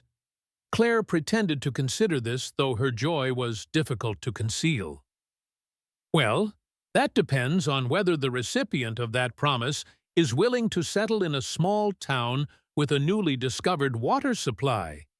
I hear they need a sheriff with experience handling difficult situations. I might know someone who fits that description, Jackson replied, his eyes warming with an emotion that had been absent for too many years. Though I should warn you, he comes with considerable baggage. Fortunately, Claire said, leaning closer, I've become quite adept at handling baggage, both my own and others. Their lips met in a kiss that held all the promise of beginnings rather than the finality of endings. Outside, the camp continued its peaceful routines, while within the healing lodge, two souls who had known too much of loss found in each other the redemption they had sought separately for so long. In Clearwater, the first well would soon deliver water that would transform a struggling town into a thriving community. In Fort Benton, justice was being set in motion that would reach all the way to Washington.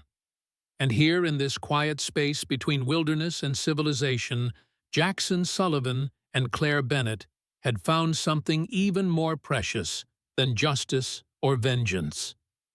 They had found home. Autumn painted the Montana landscape in hues of gold and crimson, the brief glory of the season, a prelude to the coming winter. In Clearwater, the town square had been transformed for a celebration, tables laden with food bunting strung between buildings, a small band tuning instruments on an improvised stage. At the center of it all stood a new well, its stone construction solid and permanent. The clear water it provided a testament to Claire's expertise and the town's determination. Children darted around it laughing as they filled cups and splashed each other, reveling in the abundance that had replaced scarcity.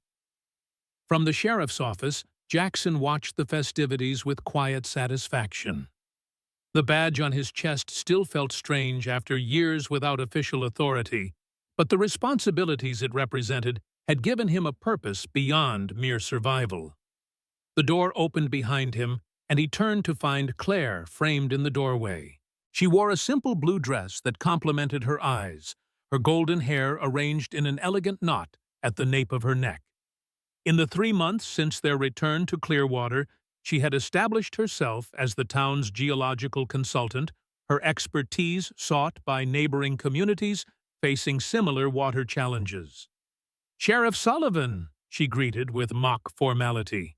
"Are you planning to join the celebration, or are you waiting for someone to disturb the peace so you have an excuse to arrest them?"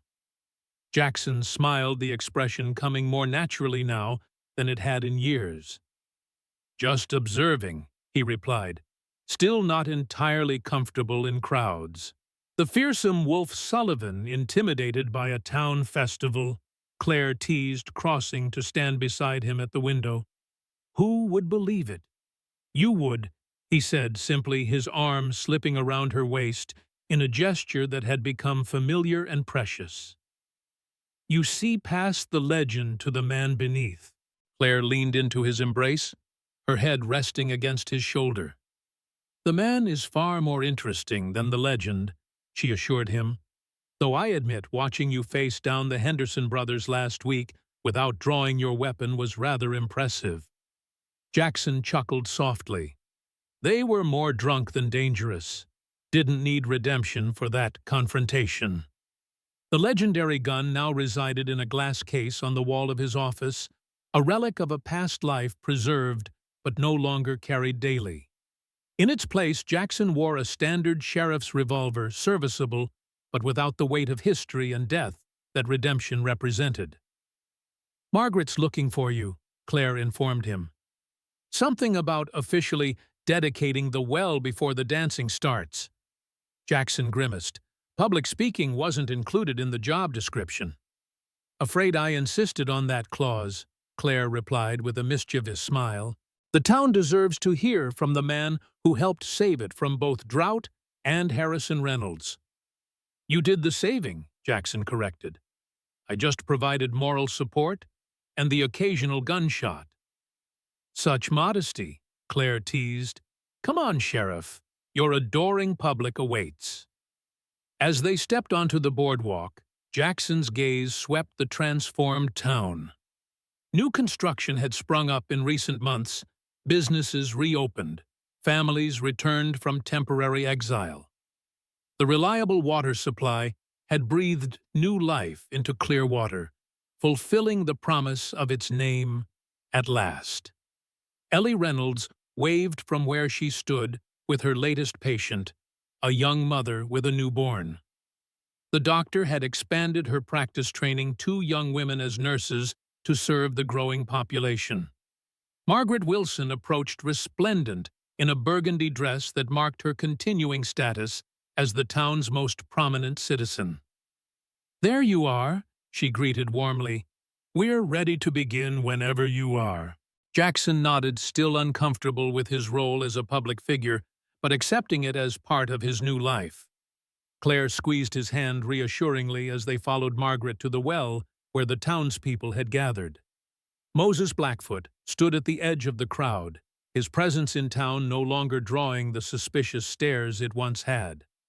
Since helping save Claire and Jackson, he had established himself as a valuable liaison between Clearwater and the neighboring Native American communities, fostering trade and understanding where tension had previously prevailed.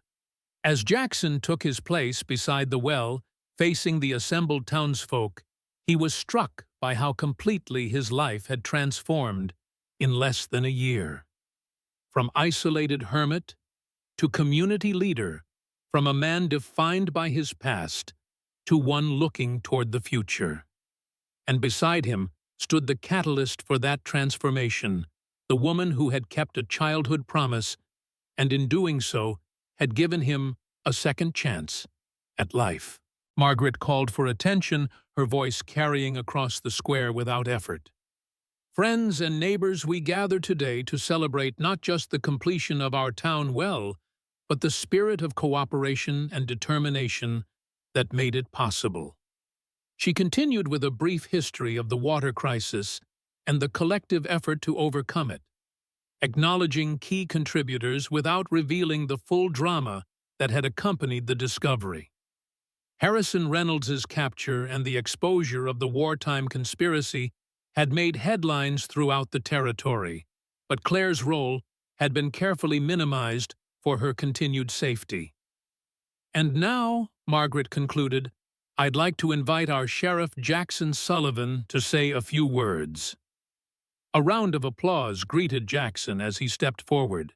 He had never been a man of many words, and public speaking remained uncomfortable, but he had prepared carefully for this moment. "A wise woman once told me," he began his voice. "A wise woman once told me."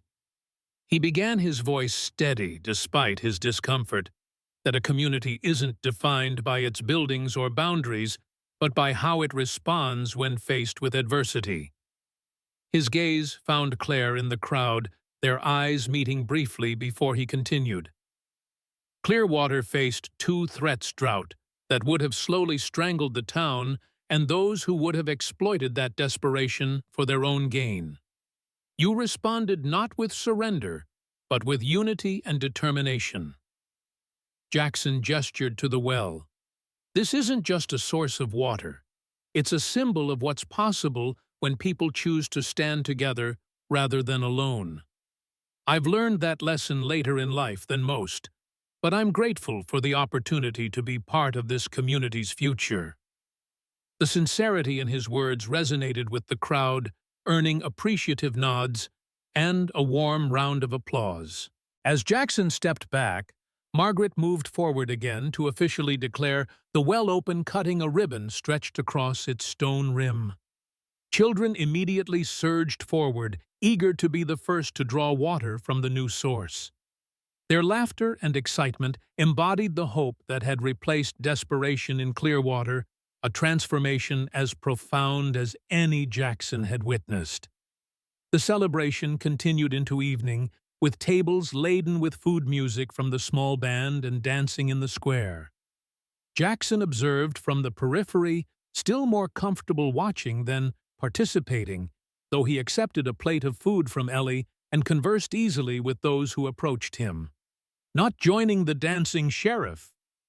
Moses asked, materializing beside Jackson with his characteristic silence. "Not my particular talent," Jackson admitted. Moses nodded sagely.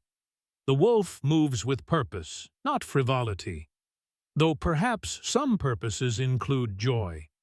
Before Jackson could respond, Claire appeared before them, her cheeks flushed from dancing with some of the town's children. "I've been abandoned by my dance partners for cake," she explained, breathless and smiling, "which leaves me in need of a replacement." Moses inclined his head respectfully. "I believe that is my cue to find refreshment," he said, moving away with a knowing glance at Jackson. Claire extended her hand. "Just one dance, Sheriff." Jackson hesitated, then accepted the offered hand. "I should warn you I haven't danced since before the war." "Then it's long overdue," Claire replied, leading him toward the area where couples moved in time to the music. The band had shifted to a slower waltz for which Jackson was profoundly grateful. He placed his hand at Claire's waist, the other clasping hers, and found the rhythm more easily than expected. Years of discipline had trained his body to respond to patterns, and the dance was just another pattern to follow. "You're not as rusty as you claimed," Claire observed as he guided her through a turn. "Good instruction," Jackson replied. "You make it easy to follow your lead while letting me think I'm leading." Claire laughed, the sound still a novelty that Jackson treasured. "A skill every wise woman cultivates," she agreed, "though I suspect you've always been more perceptive than most." As they moved together beneath the lantern-lit square, Jackson was struck by the improbability of their journey. From a chance encounter 18 years ago to this moment, their paths had diverged and converged against impossible odds. "Penny for your thoughts, Sheriff?" Claire asked, noting his contemplative expression. "Just thinking about promises," he replied, "and how sometimes the most unlikely ones end up mattering most." Claire's expression softened. "Like a 7-year-old girl promising to marry a legend." "Like that," Jackson agreed. "Though I'm beginning to think the legend got the better end of that bargain." The music drew to a close, but Jackson didn't release her. Instead, he stood still in the middle of the dance floor, suddenly certain about what he needed to say. "Claire Bennett," he began quietly, just between them despite the crowd surrounding them. "I'm not a man of fancy words or grand gestures, but I know that finding you again, or rather you finding me, is the kind of miracle that doesn't happen twice in one lifetime." Claire's eyes widened slightly, her hand tightening in his.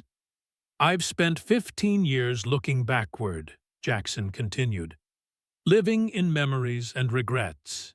You've given me a reason to look forward again. If that childhood promise still stands, I'd like to make it official.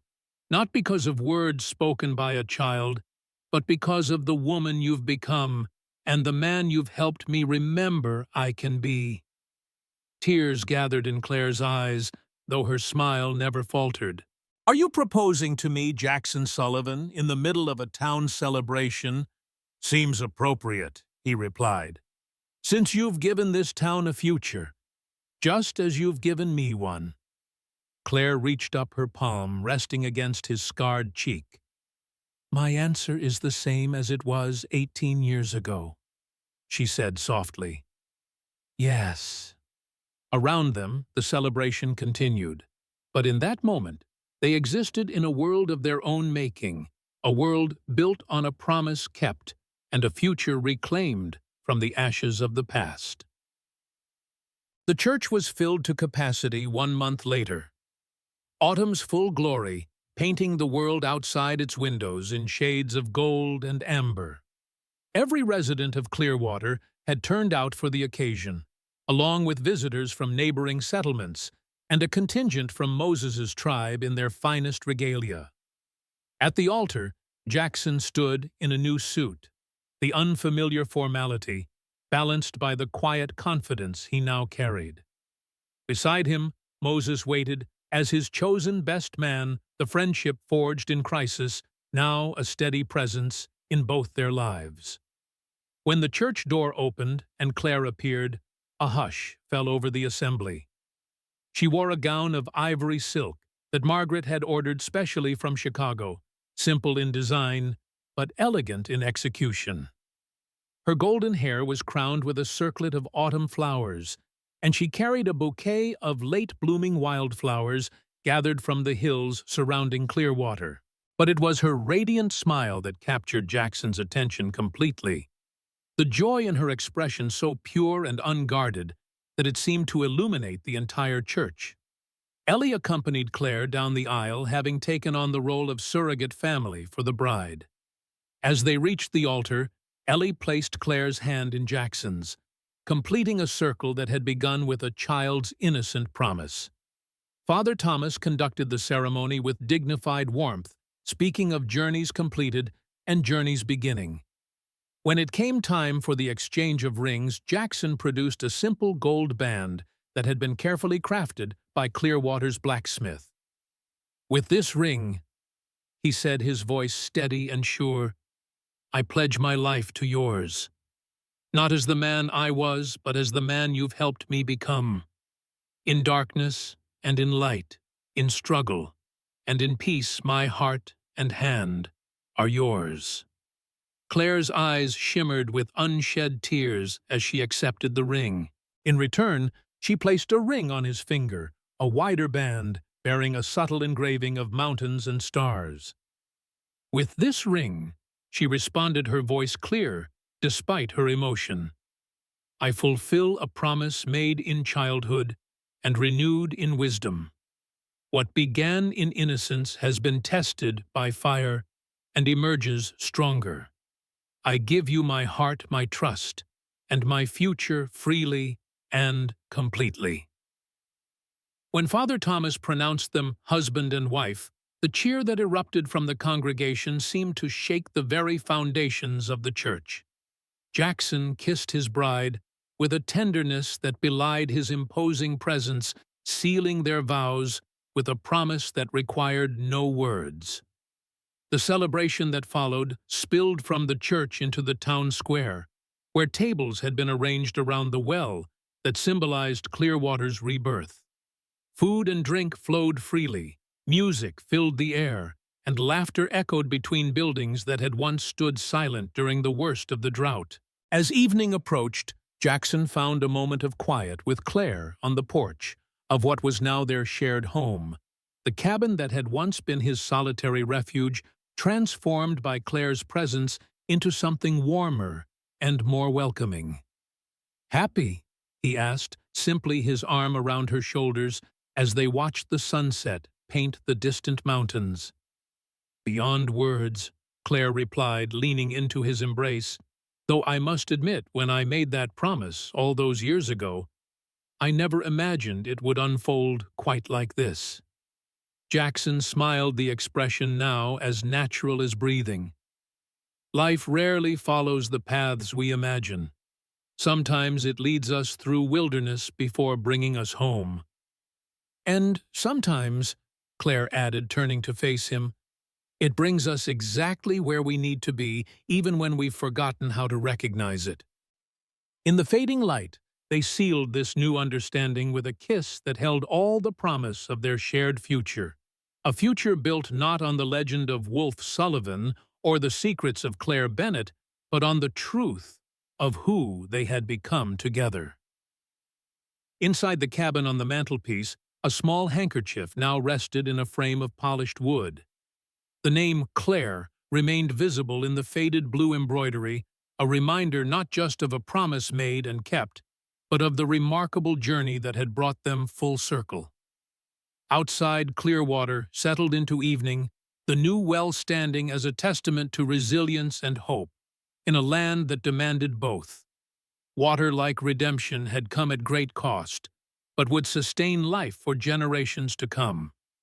The last drop of sunlight faded from the mountains, giving way to stars that seemed close enough to touch. In the gathering darkness, Jackson and Claire remained on their porch, witnesses to the changing of the light, guardians of a peace hard-won but deeply cherished. Some debts could only be paid in blood, it was true, but some promises could only be kept in love. And in the balance between the two, they had found their redemption. The end.